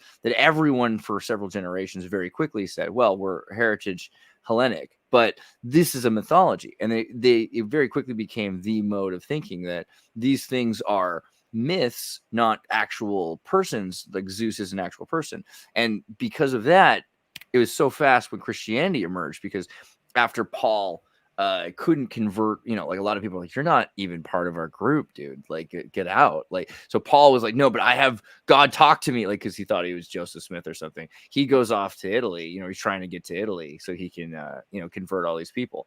So the Greeks, when they get onto Christianity, they're like, oh, this is good because it's got a monadical, this is before the Trinity, this is a monadical source for demiurges that are producing the universe, and we can imagine that as being consciousness. And so they very quickly Platonic philosophy or mid-Platonic philosophy started to embed itself in the understanding of Christianity, and Christianity became a Greco-Hellenic philosophy-based thing for centuries until it spread so fast, so far again, that it got to places that were run by cultic, druidic pagans who believed in actual mythologies. And so Christianity then again became a fantastical religion like we're more familiar with. But then there was Erasmus, and he's like, no, Jesus wasn't a magical character, he was a human. And so Christianity and mythology goes back and forth from being taken from any religion, from being taken from a place where you have intellectuals believing in it, to being converted so fast that the intellectuals aren't able to actually anticipate the demand. So all these people are unable to understand what they're believing in, and they're teaching each other, which creates this weird echo chamber of whatever, like Catholicism. It's like Chat GPT bots talking in a foreign language to each other, and we don't know what the fuck is going on. I mean, can I say something about the Catholic prayer, the Lord's Prayer? Yeah, please do, because I do want to get into that. Because I can't find any like official change to the part you were talking about. There is an official change to the part which lead us not into temptation. Well, apparently Pope Francis changed that to "Do not let us fall into temptation," because the original would imply that God might lead people into temptation. So that's the only change I've seen that's official. And I also have to say, like, I grew up Catholic and I grew up moving all the time. So I went to Catholic churches all across the United States, and you'd be very surprised how different they are. Like a Catholic, like going to Catholic church in like South Texas among like Hispanics. Right. It's totally different than going to there's Catholic better church. food. So Yeah, absolutely. I'd like to ask just one thing. Is there anyone who at the very end does not say Amen or Amun? Amen. I've never heard Amun, but that, you got a crazy accent. That might be something. No, I mean Amen. Are there any variants where they don't say that at the end? That's what I'd be interested in. No, I think they're always referring to Amen Ra. Yeah, that is the Amen that we're referring to when we say the end. But the thing about that is because Amen refers to Amen Ra. Absolutely. I had no idea about this. Holy shit. I mean, it's supposed to mean like the Omega, the end, or this is true, or verily I. Right. But really, it comes from Amun Ra, and it's because this is here we go. The Sanskrit Aum also shares like roots with it, so it has to do with like Amun himself. Amun means like Amen means what's it like the Mn is like Mn. It means where's like so be it. It means so be it, according to what I'm saying. Yeah. So something like that. So it's like so be it, or like putting a period on the end of the statement. They're like fucking officially, thank you gods, right? Whatever. But like so like that's the word is the name, the word is the action of God and everything. So and we've got a lot of Egyptian mythology that's made its way into Christianity, but it's been Isis, lost. Ra-El, Israel. I mean, yeah. I see the relation between Om and like Amen now, but like it's like man, that's always so obvious. It's like why didn't I consider this before? There's a lot of things like so. One thing like people, I think like I mean, if I'm going to be an apologist for religion, it's probably going to be for Catholicism to some extent because I think it does a lot of good holding on to really important value, like and particularly like the feminine, the divine feminine. It's everyone right now all over the world is like, oh man, I want to become like New Age and like we got to talk about the goddess and the divine feminine. Not everybody, but the ones who are, you should just check out Catholicism because it's all about the Madonna, right? Like in the Hagia Sophia. That's also a good point. There have been at least been two reports, one from Germany from an interviewer I somewhat I'm familiar with or spoke to myself, and also in English, and both of them claim to have been, let's say, more or less MK Ultra victims that were supposed to be graduating into what they call mothers of darkness. And what I just like to get to here is that, I mean, look at Hillary Clinton. That's probably another topic. No. But that I'm just want to say that because people always talk about how do you not patriotism, patriarchy, and so on. And I just always say even the most crazy male or whatever has a mother. And something really went wrong along those lines. There's also an interesting series by Michael Tessarian on female Illuminati, just for anyone who's interested in that. You gotta be careful with like understanding symbolism though, right? Because if you think about it, like Mother of Darkness is the most prime form of goodness, and the Illuminati would be repulsed by the light. Like, so the light is this character in the darkness that's created when Sophia spoke, right? So when this happens, the sonication upon the water produces light, and the light's separated from the monad, right? So God, in the terms of the matrix or the matrix, which is Sophia, and you can call it other things, but that is wisdom. And wisdom's in Proverbs and in Book of Solomon. It says that, it refers to wisdom as this like feminine archetype that is created by God, and perhaps associated with in early Christianity, it's associated with the Holy Spirit. It's not necessarily that the Holy Spirit is feminine, but often the Holy Spirit is considered wisdom, and Logos is originally considered wisdom until it becomes Christ. So it's like Superman and female Superman, to things, the Holy Ghost. I love Holy Ghost, the dance rock band, the two Jews from Brooklyn. If you guys don't know about that, get on Holy Ghost with an exclamation point. They got some of the most killer fucking tracks. I think they're part of DFA Records. Just for the record. But yeah, I think we get confused though because people are like, "Oh, darkness is the bad one," but like remember the obsession with the Illuminati. Well, just if you think about it, it's like an intuition thing. Where the people mutual are afraid of the dark. necessity of it, though. Of course, that's part of the game. Don't look into the darkness because that's where the interesting stuff is hidden. So those that sit there, they can remain there and do whatever you don't know about. You stare into the darkness long enough, it stares back. Do you ever sit in your you've been in your home so long that you need to get up and get a glass of water or you need to get some food, but you know where everything is, and if you're cleaning your room and you can walk down your do you ever just leave the light off because you know where you're going, right? So you don't really need to see, and if you already know where you're going, you can walk in the dark. It's Neo. You just don't want to wake your parents up, dude. You don't need to see Neo. Just cut him out. When I was really young, I didn't want to wake anybody up. Yeah, but otherwise, why not turn the light on? I don't know. I just don't see it's not as valuable as it seems like it is, And I think that we obsess over light. Remain in light, according to fucking a Brian Eno produced Talking Heads album. That's well worth. It's not valuable until somebody leaves something on the floor you didn't know about, and you trip and fall on your face. And Jack also Parsons Legos. Yeah, and I mean, one archaic thing maybe, but I think it's true, at least from what I can observe today. People are attracted to light. They are attracted to fire. If you would have a village, there is a fire in the evening. Most people. I'm attracted to your sexy accent, dude. It's pretty good, isn't it? Someone asked, is philosophy Sophia? And no, philosophy is philia, which is the Platonic form of love. So it's just to be the admiring and brotherly Philadelphia love. Yeah, of Sophia. So the love of Sophia is what a philosopher is. And so they're saying when people say, "Okay, what religion are you?" and you say, "Well, I'm just I look up wisdom's skirt." Yeah. That's basically the trip, right? Yeah, exactly. But the funny thing I think we're getting all around it is have you guys ever seen it's an Irish film company that made Song of the Sea, but the first one was called The Book of Kells, which is kind of getting into information, knowledge, how do you pass it down, churches, Vikings, gold, all this craziness. It's a good kids movie. But long story short, basically you have culture being transcribed through, basically oh, this guy had a third eye, and then someone was like, no, he had 5 hands. I think we're all in agreement. I mean, just kind of try to wrap all these tendrils up of the Hydra of thought. There's a whole lot of ins and outs, but it seems that there's a polarity board game. Hey, Freemasons, they got that much right. And that you get to, in an ecclesiastical sense, go through the wheel multiple times. The fool's journey. You're not just staying in a duality. You're not staying in a monad of duality. Even the darkest person, whatever, Hitler, gave kids candy that he liked. And even the best person, Mother Teresa, writes journals or whatever saying, I fucking hate this job.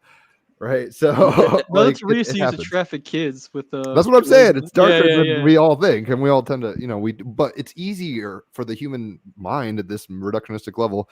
If you guys are into Peterson, the gorilla, with the basketball thing, it's we just don't see how it is. And we see what we can associate. And there's been a long lineage of associational inheritance. And we like playing games. And culture's one big fucking game. That's what Buddhists call the Maya, but essentially it's the reason why everyone calls reality a fucking hologram. I thought it was because it was like a quantum light thing.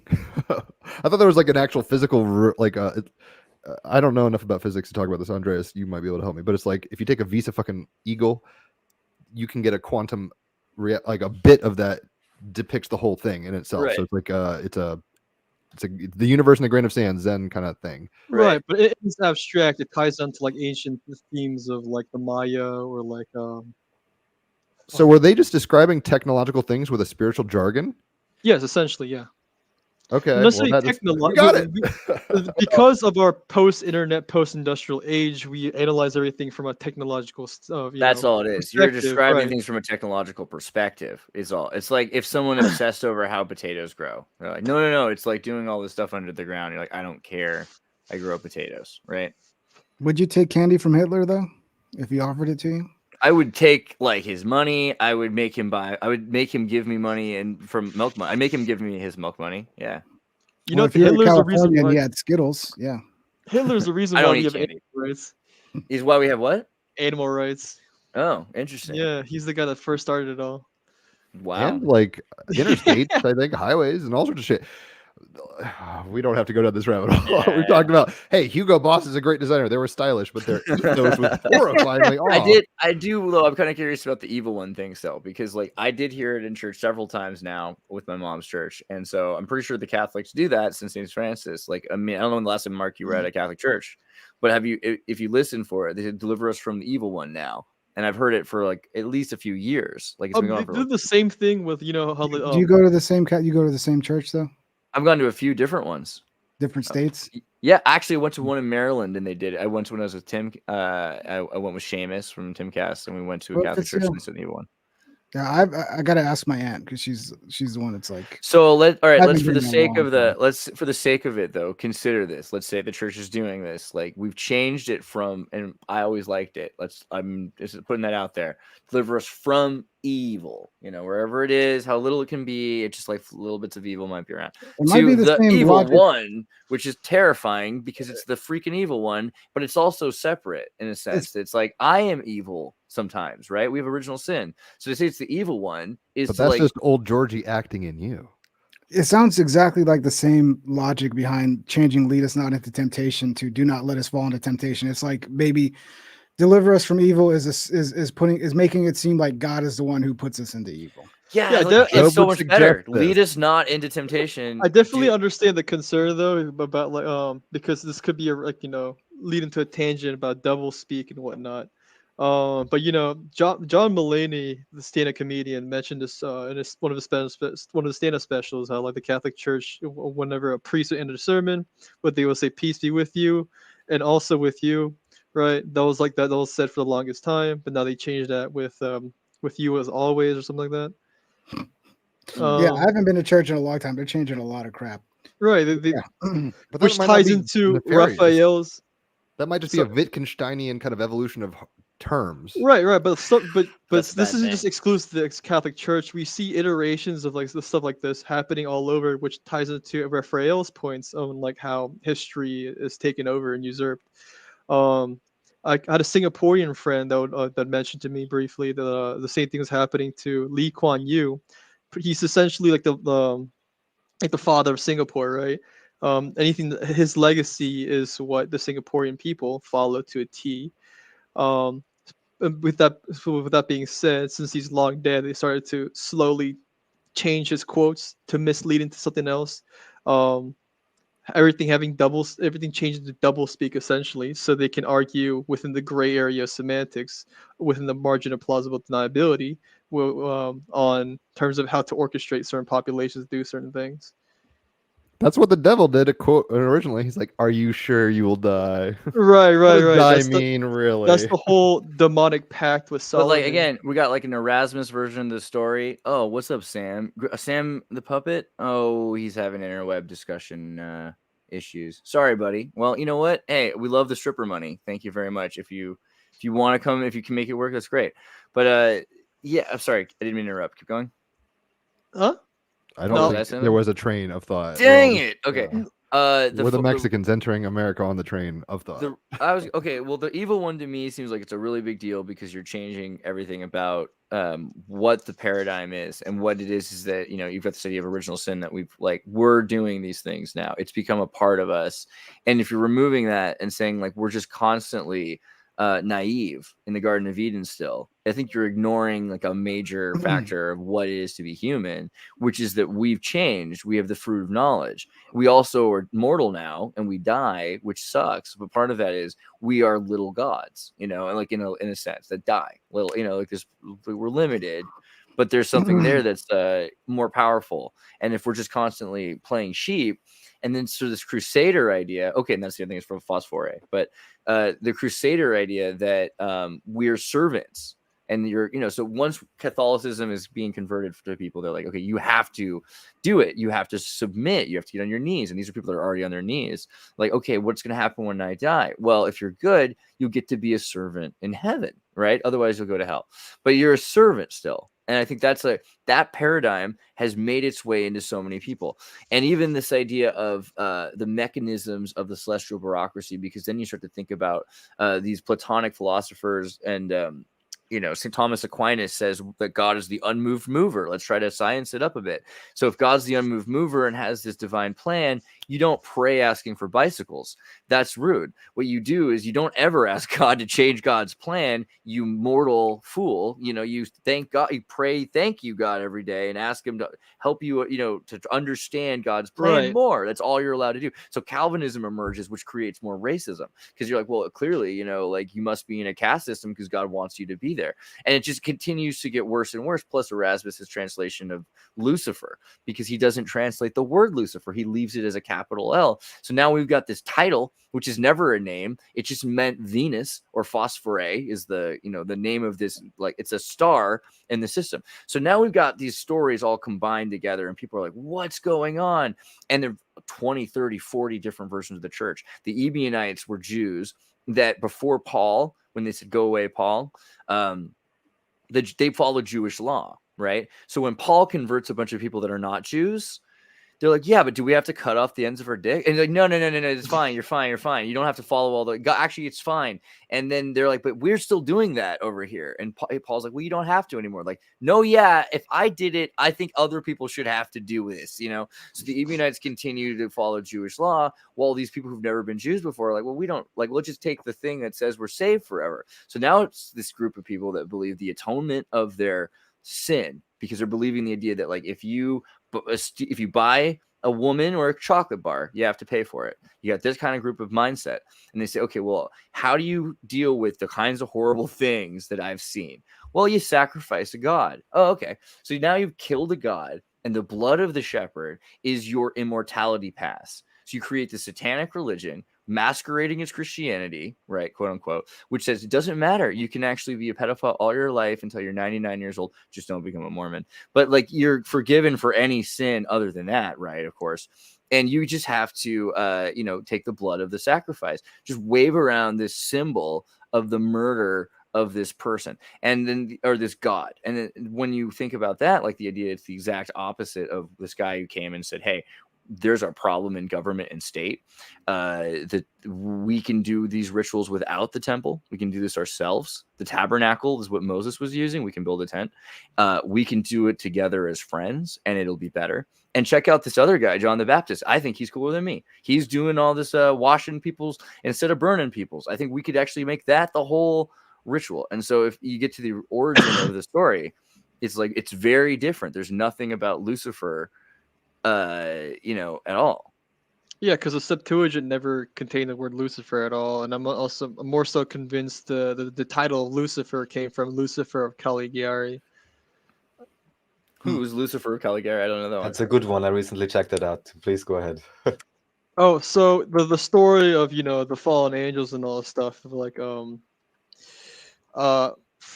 my understanding, briefly talking with David Ewing, was that Lucifer was one of was a saint, he was one of the higher ups in the Catholic Church, very beloved. But at one point, when the Protestant Reformation was happening or something, I don't know, something was happening. There was a need to rebel against the Catholic Church, and Lucifer of Caligari followed suit, bringing his followers with him. So this is where you get the story lore of God's right hand man, God being the Catholic Church, Lucifer being the right hand man, taking his followers to rebel against the church, the fallen angels. The story matches up. Right. And again, remember, from in this period, the Pope is referred to as God. So if it's God says this, right? That's very interesting. And so this is right around the time of Diocletian and Constantine. Was it 300 something you said? 370. Not too sure of the timeline, but I think this had to do with something with who's sure of the timeline, honestly. Right? Remember the flamenco stuff? Yeah, like, that's just crazy. Dude, when it comes to the Lord's Prayer, I'll always say it the way I was taught. I'm never gonna say it different, because that's just right. But at the end of the day, all it's really doing is adding more detail, making it more clear as to what it means, because it still meant the same thing. It's just now, instead of leaving it up to interpretation, it's like, let's be more specific. Right. Yeah, it seems actually, this is interesting, I guess. Maybe I hate it for the wrong reasons, because if it's true, I understand why you hate it. I kind of hate it too. But if it's true that Lucifer is not the right thing in the Bible, then maybe we're supposed to accept that we've been taught wrong. It's not Lucifer the way we were taught, and that this is a made up. Well, I also think the idea of like being able to be forgiven, I don't really have a problem with that either, because what do we truly understand about why people are evil? I mean, evil could be just like a disease of the brain in some way, you know? Sure, but what is forgiveness like? So again, like the idea of atonement, right? So like, does atonement matter to you or not? Like, if somebody destroys something, do they have, or take something, do they have to pay for it? Do they have to? Well, that's technically what purgatory is about, ain't it? Is it? Is that a Naraka? Is purgatory that's Catholic kind of hell? That's a timed hell, right? Yeah, that's for people basically to atone, I guess. You can look it up. What is purgatory? I mean, every religion in the world has some concept of the spiritual realm being in different tier sections, right? Basically, unless you're a saint, everybody's going to purgatory. Think about that. So this is really like, I want you to explain that explain what you believe about this when people I don't die. believe it. Well, okay, all right. Well, like according to the lore, calm down. What's the lore here? That like when you die, unless you're a saint, what happens? You go to purgatory, and basically, I mean, look it up, because I'm not an expert on this shit, but I know you go to purgatory. Well, unless you get declared as a saint by the Pope, you definitely get burned one way or the other. Purgatory is like a long bus ride where you just constantly. I mean, so I don't know, because I've heard that's slap limbo. yourself in the face. What's the difference between purgatory? Well, read about it. Okay, purgatory via the Anglo-Norman and Old French. Or maybe look up Catholic purgatory if you want to be specific to Catholic purgatory. Ooh, if we're talking about Catholicism. I'm sure there's a lot of different ideas about purgatory. Orthodox have it too, but I don't know. I don't think that the Protestants really believe in purgatory. Yeah, the Catholic Church holds that all who die in God's grace and friendship, but still imperfectly purified, undergo a process of purification, which the church calls purgatory. Go ahead, keep reading. You want me to read it? I love your voice. So as to achieve the holiness necessary to enter the joy of heaven, Catholicism bases its teaching also on the practice of praying for the dead, in use within the church ever since the church began, and mentioned in the Deuterocanonical book to Maccabees. The church gives the name purgatory to what it calls the after-death purification of all who die in God's grace and friendship, but still imperfectly purified. Yeah, so basically, if you're not a perfect saint, everybody's going to, because no one's going to be pure enough to enter heaven. So that's what the idea of purgatory is, a purification. Except for us perfect saints, right? Yeah, there's a concept within Eastern religions like Bon, Buddhism as well, Hinduism, where like when someone dies before they are reincarnated, they are put into like a holding cell type area, which you can call purgatory. So yeah, this theme is present everywhere. So I'm assuming there's some validity to this, but I'm more so I don't think everybody goes to purgatory. Pretty much, dude. But more so, well, according to Catholics, right? I'm more so convinced of I'm going by the lore of all the religions. Well, I'm going by lore of my understanding of this is going by what every religion corroborates. You said the general idea is that interesting. If you never let go let go of your ego to the extent where you can be put in a position to believe in God, you'll be stuck in the endless cycle of samsara.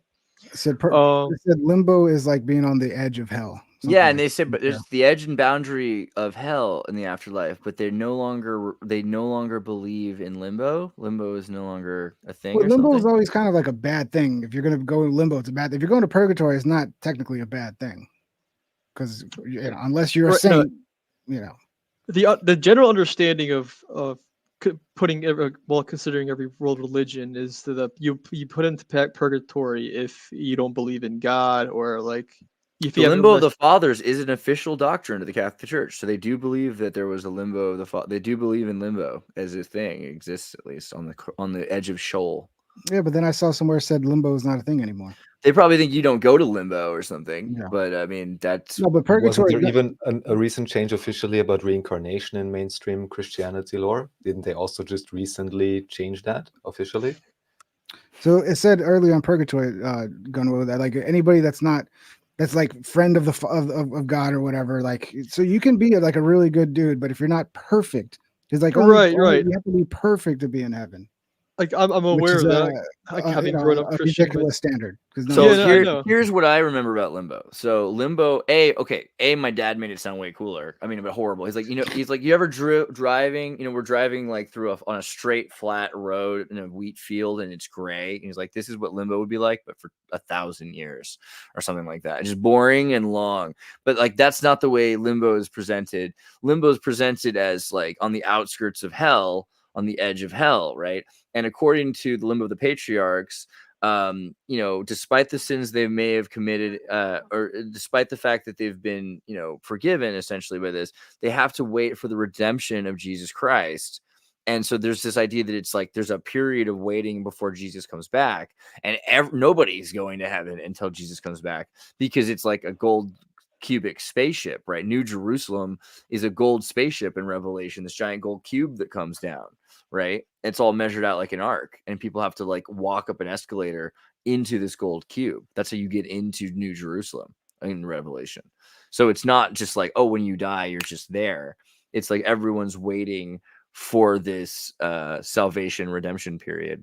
Right. The thing is, in the context of other religions, to get out of limbo or to enter this, you know how like Pinktrip mentioned how the standard to get out of limbo is very strict. It's bullshit. Doesn't make sense. You have to be a saint, or you can't go directly to heaven, right? But like that standard was implemented to sell indulgences. Right. But in context of other religions, limbo is meant for people that they never cared about religion or any spiritual stuff at all. That's what they go towards to learn about everything. It's all bullshit anyway. I mean, come on. I mean, yeah, if you imagine though, the idea of your soul in like a simulation theory, it does kind of make sense that there might be levels to what I think reincarnation makes more sense than that. Right. You think reincarnation back into this world makes more sense? Well, yeah. If it's a simulation that we're constantly being tested, you would run through a simulation. You would figure out what the fuck is going on, what needs to be worked on, and then you would program the next simulation to work on those things. Well, yeah, exactly. So you put them into another simulation, a different simulation. Yeah. So like another Naraka. So you're constantly like tinkering with them to try to work out their problem. But that's different than reincarnating them back into the same simulation. That's putting them into a new world, a new Naraka, right? Well, okay. My understanding of theology is you only reincarnate. Well, so the thing is, you're put on this earth in this life to learn a certain lesson. Not really sure what that is, but it's specifically attuned to you. I guess is to work out the kinks, bug fixes in your simulation or whatever, right? But if you haven't let go of your ego to accept any of this, to accept whatever lesson you're supposed to be taught, you are stuck to repeat that cycle over again, which is samsara. Those that never cared for it, but they were still a decent person, end up in some limbo type space. And there's some sort of connection to karma with this too, right? So right. The karmic balance stuff, whatever. Yeah. The Kabbalah also touches on this.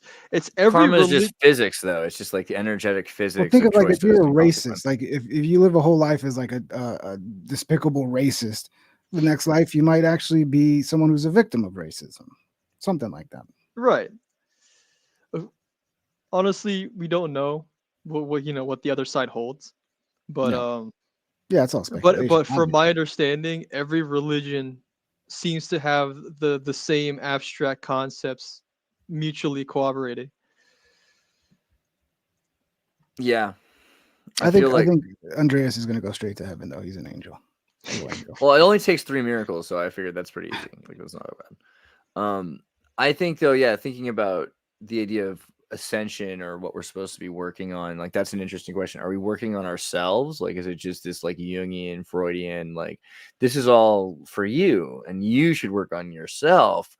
Or is it that through correct action we're able to manifest light and pull it, or darkness, depending on which way we're going, trying to separate like the two? Working on yourself could mean actually treating other people better and treating other people as if they're yourself. Yeah, I'm a big fan of that one. I think the focus is on letting go of the ego. Really, that's what every religion talks about. Is the letting go of the ego is the essential part, especially in Christianity too. Let go of yourself to submit to God, become a servant, that stuff. yeah, essentially follow the same rite of path as like any other religion. Let's say like Buddhism, for example. Yeah, it feels like Quantum Leap, right? Like you're supposed to, So- do this for the least of me. Sorry, you're saying. I just want to ask one thing. So I'm generally a fan of that idea, and in a way, I would try to be also on that path. Not to, how should I say, be confused by all the apparent separation, whilst although it is one experience. But couldn't this also be in some way like a brainwashing technique to tell everyone, oh, let go of your ego? And then the few people who strangely run Yes. those religions are not seeming to let go of their ego at all. And Right. the connected question to reincarnation and this general, let's say, spiritual worldview would also be whether one believes in reincarnation or a continued experience or not, because at least in some areas or groups, it seems like they're kind of afraid to die. And I'm wondering, also like rich or seemingly important people, and I'm wondering if they actually are consciously or subconsciously afraid that there may be some repercussions, yeah, I haven't really figured this out yet, but these are like This questions. is I'm it. always thinking of the dark Yeah. crystal Skeksis that talk about, they were rent asunder from the one source, and now they're afraid to die, which is why they are birds that consist of 90% cyberware, basically, I mean, couldn't it be Well, both though? It could technically be both. Like it could be like the way to enlightenment, but also something that can be abused by governments to control people. Yes, and you can MK expect Ultra. if it's a way to enlightenment, they will definitely abuse. Abuse. Yeah, exactly. Yeah. But yeah, it's again, why are we obsessed with enlightenment? Why I keep wondering, like, is the word light Because a we wrong don't word? want to be sad. No, but maybe like We want to be happy. but there might be some like being found, like those who sit from the cool dark waters at the bottom of the pond will know as a colder, sweeter drink, perhaps. And those who never go that deep will, to taste that cold water, will never know the sweetness from which we taste. Jehovah One in Subgenius Church is this idea of like a radio being. We think of Jehovah, but Jehovah as a radio being that's trying to enlighten. Like it's going to bring down laser and turn us all into atomic blast and light. And so, yeah, is that great to be all light? I mean, maybe it's not the answer. Right. And the alternative to being light, like, so when you talk about, so the other thing is because Raphael had brought up the idea isn't there some spark of light, supposedly electrical, when you're conceived too, at least in the material plane? Isn't there also some like light? I feel like electricity thing? light has got to be important. Like there's no reason not to have light, but light was separate and created in the darkness. And this religion though, so Subgenius, Church of Subgenius, while it's a meme and kind of a joke, it's pretty real, right? The idea that Bob Dobbs shook the hand of L. Ron Hubbard in an elevator and became the greatest salesman that ever was is a great meta lore. But the idea that, what does this church offer? It offers you're slack, you'll have to work a lot, you'll never have to work again, and you'll have ultimate material wealth and power and success. And, that's the opposite of what most religions teach. A lot of religions teach, that you're supposed to give everything to the church, have nothing, lose your ego. But it's like, yeah, it's these ISIS cults that are focused on self manifestation that are all about, becoming more. And is that a good thing or is that an evil thing, or is that the wrong answer? Is it about balance and unbalanced chaos and order? I mean, what do you think about the idea of a religion that's trying to help you become a more person instead of less ego? The thing is, letting go of your ego is distinctly important for cohesion, which is also how the military runs as well. They reduce you to nothing. They make you feel like nothing, so you just follow orders. But that doesn't sound that But great. right. So, Right. but it's not inherently evil.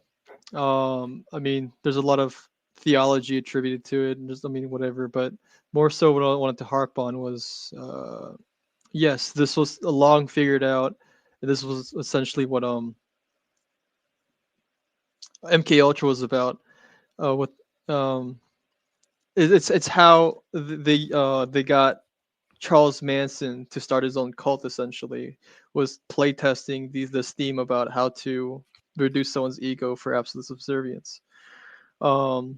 Which is definitely something that the CIA has looked into and which is currently being used actively, especially in our world economy and corporations and also the military. So there's that. Another thought I had was another point that Raphael mentioned was, is life a continuing experience? I'm very much vindicated that it is due to the existence of blood memory.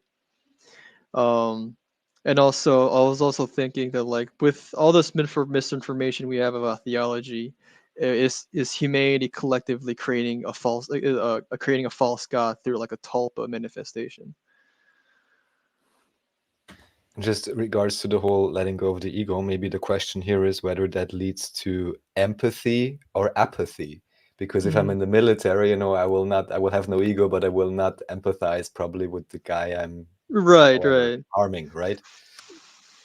When I guess many, you know, the Jesus type variant of it would be, or Krishna type variant, I hope would be more towards the idea of empathy, or that's my Right. impression of it at least. From my experience, I've seen both existing at the same time, very dualistic, right? It is by letting go of the ego, is like understanding that the world is not in your control. Those abstract themes, you I you think it, tend to gain a sense of apathy of like, you know, fuck it, right? yeah. But also you do, towards that perspective, realize how finite life is and stuff like that, which also brings you a sense of empathy as well, making you more of a thoughtful person. I think the idea is to become one with God. Would you become one with the universe? And anything you become one with, if it feels pain, then you would, in theory, feel pain as well. Right. I don't know. Let's go. I want to talk about the Gilgul, but first, blood memory. I think people are interested in that. Like, when you talk about blood memory as being, you know, a continuation, what do you mean? And do you mean like psychological memory, Well, I mean, or like what is blood memory? Oh, Genetic. well, blood memory it's now a documented and academically accepted fact that within From your blood from that the Lamarckian. We were talking about Jean-Baptiste Lamarck earlier, as opposed to Darwin. Yeah. But yeah, essentially it's the concept that like your ancestral, that we all carry ancestral memory through our blood itself, somehow through either the liquid crystallization memory, or something else. Who knows? But yeah, Interesting. it's stuff like that which I'm more so convinced that stuff Yeah, like didn't they do some reincarnation. studies? Didn't they do some studies on like Jews from like the The ancestors? You have like the like Holocaust Jews, like they had like higher anxiety or something. So I forgot what the exact studies were, but yeah, they did Yeah. studies on this They're trying to receive more reparations from the Holocaust, arguing the position of blood memory. So yeah, I definitely know what you're talking about. Yeah, I thought they did some studies where like they could Like, basically, if you were the ancestor of someone who went through the Holocaust, like you had some sort of they were able to like test it and be like, oh yeah, right. they have effects from that, even if they didn't go through it, just being the offspring of somebody who did. Same thing with people like who like went through like the mines and had like lung problems and stuff like that. That gets passed on too, something like that. Which opens up the conversation towards, do we have collective memory? Is a species based collective memory a real thing? Well, I mean, how do Especially some animals get born like having the instincts of knowing where to hunt? right. Joe Rogan talks about this a lot, Yeah. which I'm pretty sure you're familiar with. I don't know who's that. Who's Joe Rogan? He-Man. Well, okay. That actually does lead into the Gilgul. So we talked a little bit about reincarnation, and it's an interesting fact that in the Kabbalah, the Jewish mystical religion and philosophy, that reincarnation is a major tenet of the belief structure. A lot of people don't understand that about Judaism. It's not every part of Judaism. In fact, a lot of atheist Jews, but in the Kabbalah, it's a major thing. It's called the Gilgul. And the Gilgul is also, you know, Gilgulim or Gilgulai Ha Neshamant. It's a concept of reincarnation through the transmigration of souls. It's a little different than the way we normally think of it from like Eastern perspective. In Hebrew, the word Gilgul means cycle or wheel, though. So it is rather similar if you think of it from that perspective. But the main difference is the idea that the human body and the human soul, right? There are parts, and there are 613 parts to the human soul. Let's see, the 613. How do people figure this stuff out? Well, so the way that they decide to do it is that they like look at all the parts of the body that were being measured at the time, right? And so there's literally, organs, bones, tendons, veins, arteries, and systems, and they accumulate to 613. So the way that they looked at it was like, clearly this is a manifestation of God. These parts are metaphor to 613 other parts. And so the soul similarly has 613 parts as well. And so 613 mitzvot with 248 members, 365 nerves in the human body, right? 248 limbs. They start counting is all that they really do. But then you get to this idea that the souls is really 613 parts are more, they transmigrate separately. They're more nomadic, and they're confederated in you. But as time goes on, parts of you will process, and not every part. And you have to probably go through 613 incarnations often, or something to that effect, in order to process each part of the soul, focusing on one part every time. And yeah, absolutely. And that this accounts for why some people die young, or some people, like babies are born that are like, it's like really traumatic for the family. A lot of the time the rabbinical scholars account for this by saying this baby is ascended, there's 612 times, and this is they're there because you guys are all part of that soul. And so you're there to help, and that they're there to help you process the part you're processing. This is vein or nerve ending or artery in your system. So the Jews believe we have a limitation of 613 reincarnations, whereas not necessarily, because you might not actually process everything. Gotcha. Well, and it's not every Jew; it's just the Kabbalah. Right. So more so the East mystics. Yeah, the Czechs particularly are all about that. That's funny because the Eastern perspective is it's either twice or it goes on forever. Yeah, so I mean, it's the other thing is like you're not the same person really, because a part of you is in another 613 part soul the next time around. So parts of you ascend, like parts of you continue to go on, and they leave. So then you're like, that's actually so weird. So like it gets harder because you're the parts that haven't ascended. Yeah, let's say your arm ascends or some shit, but like, but yeah, so I find that interesting, because the idea that, your soul can be made of pieces, I think that might, in a sense, it might actually explain something, because we're made of pieces and we think of ourselves as one thing, but we're like a bus, a bus of bacteria and our gut. They also believe that the soul is stored in the tailbone, don't they?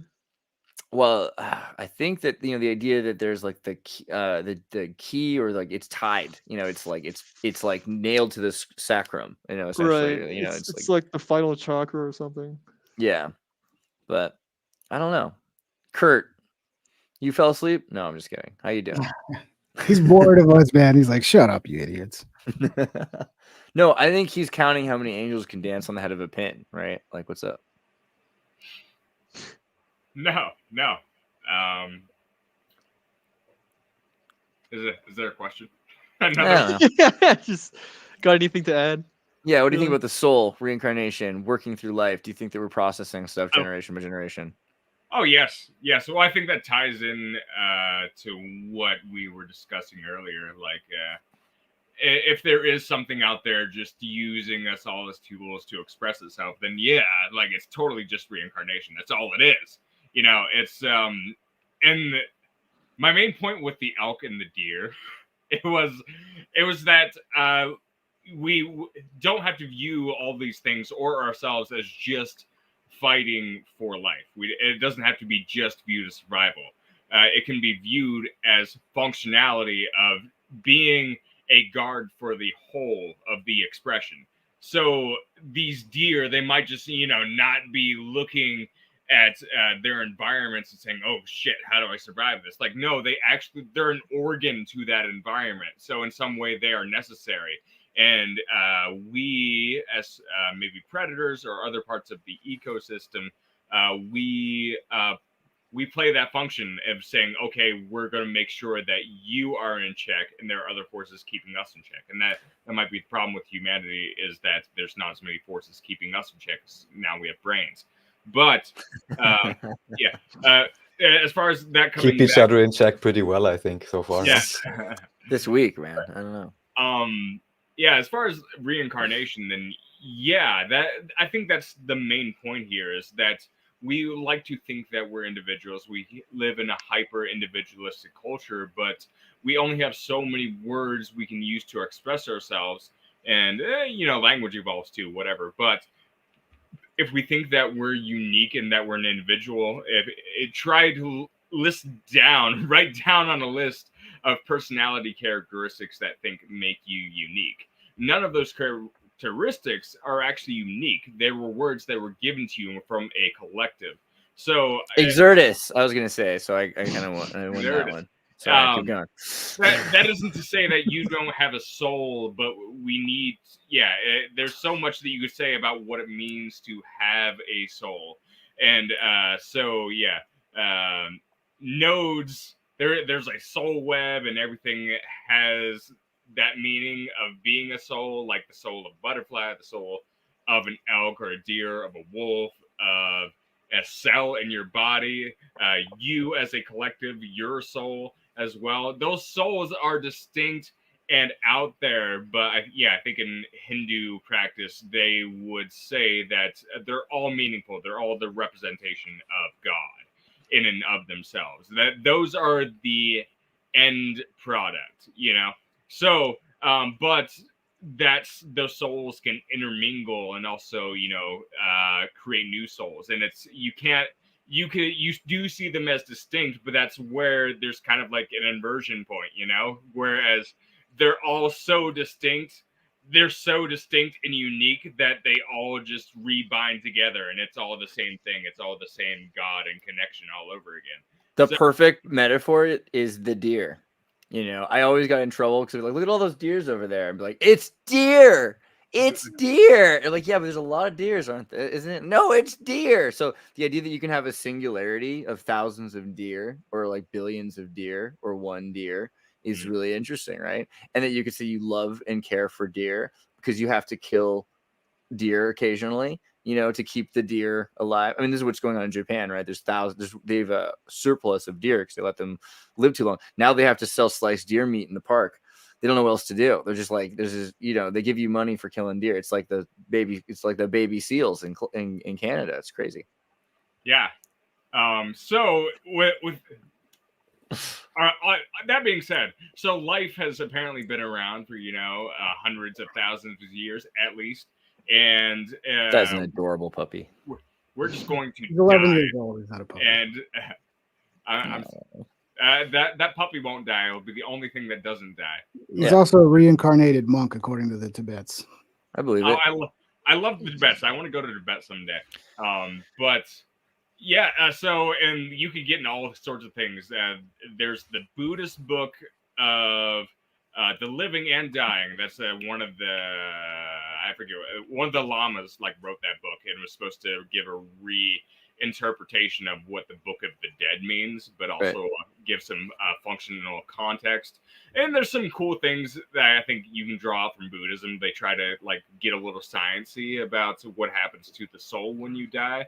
And so they say, I think it's like your soul hovers in the ether for 49 days before it decides that okay, you're back in the system. You go back into someone's birth canal while someone's having coitus, and that's what your soul does. It's wild. I mean, I think it's kind of true, but anyway, that's what they believe. And but during that time period, it's like you have a heightened ability to for your soul to purify, and maybe you can be semi-conscious in that realm and then ascend to the spiritual plane. Well, to the spiritual plane of the Buddha, to where you don't have to be reincarnated into that system or have a body, I guess, or you just become part of that Buddhahood. But you can kind of re-enter that spiritual plane at you can kind of enter into that plane at will after that point, because you've ascended to the point where you can take conscious form, but you don't have to. And it's so hard to conceptualize all this because everything's constantly moving and we're shot out of a cannon, straight towards our deaths, and it's hard to even talk about or conceptualize or have a thought because it's happening so quickly. But yeah, it's cool to think about, I suppose. Wow. I recently was in Mexico and I met a guy who's like a very old man but like a brilliant man, and he gave me this book, The 14th Rosary, which is pretty interesting, and it's a a spiritual readaptation of the Rosary, and it's changed it, because if the Rosary, it goes like, Hail Mary, full of grace, the Lord is with thee, blessed art thou amongst women, blessed the fruit of thy womb, Jesus. Holy Mary, Mother of God, pray for us sinners now and at the hour of our death. In this version of it, it goes, Hail Mary, full of grace, the Lord is with thee. Blessed art thou amongst women, and blessed is the fruit of thy womb, Jesus. Holy Mary, Mother of God, pray for us, sons and daughters of God, now and at the hour of our victory over sin, disease, and death. And Father, into thy hands I commend my spirit, which I think is pretty interesting, like the way that it was presented. Anyway, he also was telling me a story about in 89, because I'm about the same age as his son. It was like 89 to 90. He's like, we'd had a kid or two already and he was done. But he'd been hearing about what was going on in Tibet, and he was really interested in the Tibetan monks. And like, obviously there's issues with Dalai Lama, but the monkhood itself, right, is like, you could think of Thich Nhat Hanh and like the Vietnamese Buddhas. Like, there's a lot of really important sacred practices and rites that they hold their priesthood. And they've got the Book of the Dead. It's essentially coming from Egypt, and the likelihood that it's coming from the Tartars, because they say that they were the Tartars that brought it, that they're the lost 12th tribe that went to Tibet. It holds some water. Anyway, the Chinese government was in the process of destroying Tibet. If you remember the bumper stickers, Free Tibet, that was the big time for that. And he was like, oh my gosh, they're not letting these monks have kids, or they're going to kill them. Anyway, the monks were saying that they were going to try to start reincarnating outside of Tibet. That became, and that's why the Dalai Lama said, like, when he was next born, he wouldn't be in Tibet. He would make sure to be reincarnated somewhere else. And they've built temples to this establishment, the Tibetan temple in Santa Cruz, which I used to hang out with as a kid, the one in Colorado, and the CIA, again, this is the Dalai Lama Freedom of Information Act payroll, like, made sure that the Dalai Lama was paid and that they built these temples. So the CIA was involved in doing this. Holy shit. So reincarnation, anyway. So, and this guy, by the way, like, married to the granddaughter of the governor of Jalisco from during the Cristano War period. But he says, I pray about it. And I forget how he goes about this, whether he contacted them or if they just prayed about it. But he said that they would be willing to take a soul. I think they actually talked to the Buddhists, like the Tibetan monastery. Like, there was like a thing where you could like sign up and audition to be a family to receive a reincarnated soul.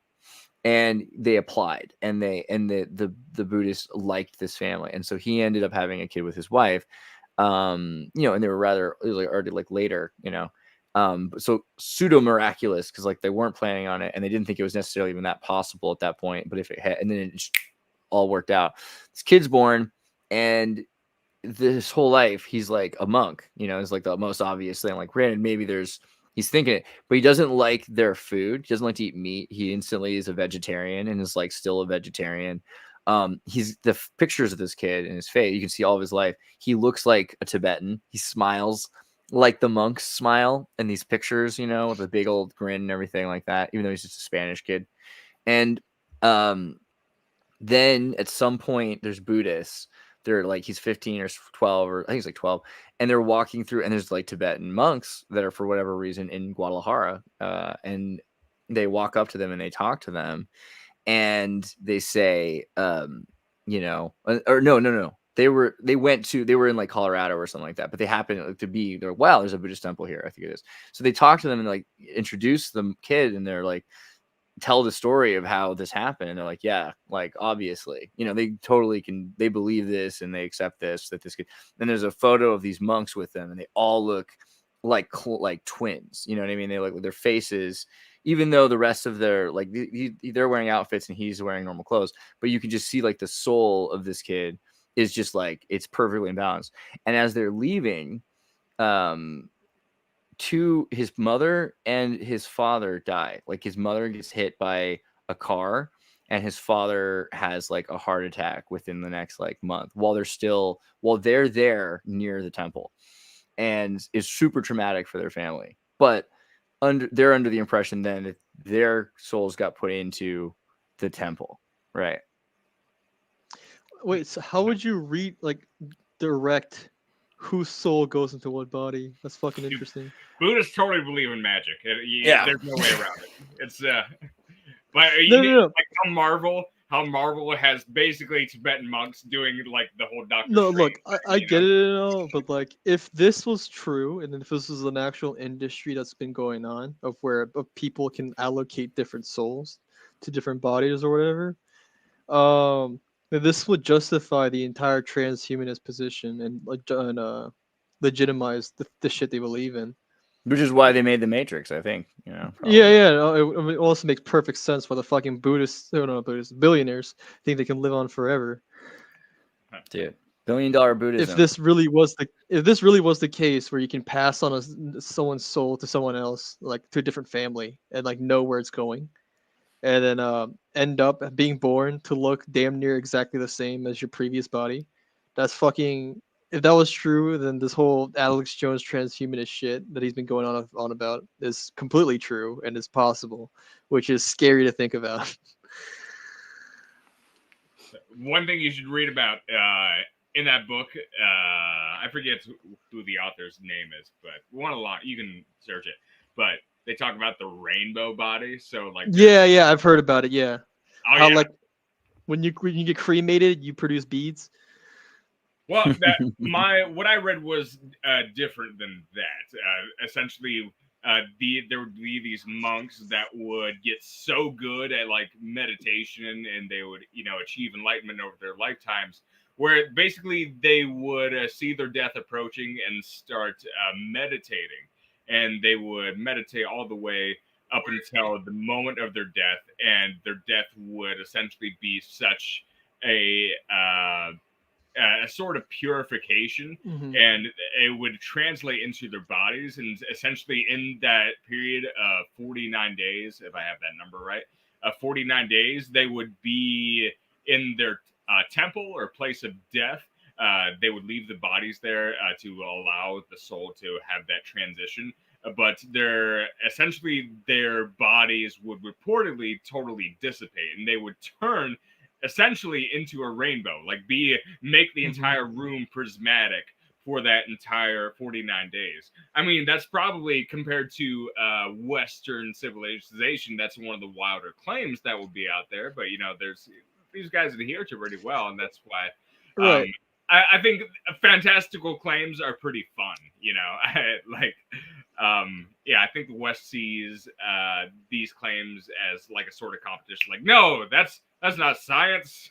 How dare you? Right. No. But I don't know. A lot of people look at the Buddhist stuff as science. Yeah, sorry to cut you off, Andrea. But the whole thing when you were mentioning everybody, I wanted to mention is as you mentioned, the West perspective. Oh, that's bullshit. Buddhists believe in magic, whatever. I was under the same position as well because like my favor towards empirical documentation, but there is a recorded phenomenon of biophoton luminescence, and that's with that being real, like the fact that humans can actually produce light through some form. Let's call it biphoton luminescence. If that's true, then something like the rainbow body could definitely be plausible. Yeah. I put it on private chat, the biophoton luminescence stuff. Yeah, I'm pulling it up I think they measured it from plants too. Yeah, I'm definitely convinced this whole fucking rainbow body shit definitely is possible. This is like an article on National Institute of Health. Cool. Yeah, I mean, so if we're that, if we're like entertaining these ideas, it's interesting when you consider like the rituals that like the monks have, like because the ceremonious magic is to control where the soul goes when it leaves the body. So they build a temple, they send it from the temple, they do certain rites and rituals. You spend your whole life training because it's kind of like a DMT acid trip thing where all of your dreams come true right away. So you have to like make sure you're focused, and when you die, you're only thinking the pure thought of where you're supposed to go. Like it's very Star Wars, right? It's what Qui-Gon Jinn's doing or something. And I mean, it's weird because those rites, again, we're talking about the Tartars leaving Egypt or something. If they're going and they're bringing those to Tibet, you've got the Tibetan Book of the Dead. You've got in Belgium the Mormon Book of the Dead from Mormon, which is Mormont. It's like Mount Mor is the mountain of the Moors in Belgium, and they have a Rosicrucian ritual there where they bond soul, right, so that you can have essentially celestial marriage, like if you want to be bonded so that your souls are part of one being in the next world, right? So there are these like kind of interesting ceremonious magical rituals that all seem to focus on the same idea of like when you leave the body, you need to go through this correct doorway, and then there has to be something else set up that like it's like where lightning strikes has to be the tallest point or something. Seems interesting. Well, we're 2 hours in. Anything else you guys want to talk about? Israel? What? No, you're good? Yeah, we didn't talk about Israel much. Good job. I'm really proud of that. Well, I got something.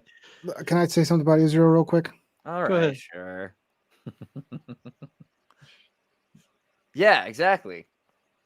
Dude. From the heart. You know what? Well said. Well said, bro. Absolutely impeccable. Thanks. Well said, bro. Thanks. Okay. All right. Well, everybody, you can check out Act Like You Know 26, which is where you can watch some of the best videos right now. Actually, I'm pretty impressed with these.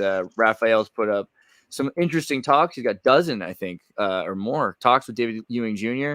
And I think you even have the History is a Lie Part 2. Is that the newest one that just came out yesterday? Yeah, that's actually highly recommended because there it becomes a little bit more clear, the whole division again between Pharaoh and Moses and the connection between Pharaoh and humanism.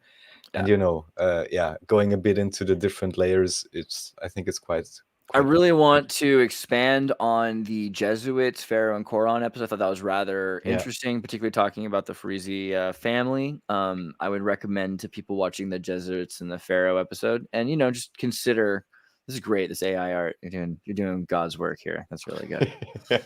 And yeah, I don't know if you guys like good videos, but if you do, there's this guy I know named Ping Trip. I don't know if he makes these great videos. Honestly, it's some of my favorite videos that are ever made. They're pretty hilarious, and he's actually a deep guy. Like he's got deep eyes and he's got deep thoughts. So you want to check out his Ping Trip 2 is the other one. Or is that the wrong? Oh, that's his YouTube. Yeah, check out my last live stream where I reveal that Joe Biden is an animal abuser. Really? This is going? Why don't you ever have me on for these fun things? Oh, that's why, because you just want to talk about that. Yeah, okay. That's cool. That's cool. You'll be on maybe not this Sunday, but next Sunday. Let's do it. Okay. All right. Well, and American Time Machine, because if you listen to music, I have a friend, American Time Machine.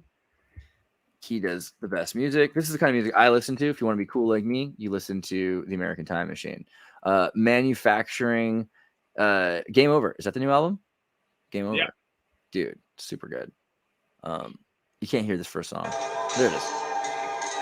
Super ambient, super mystical. If you're trying to like work on thinking, if you want to like open up a portal and talk to Sophia. Oh hell yeah. That's a vapor album. It's super vaporous. It's as vaporous as the Celestial themselves. Well, I really like. If I'm sorry.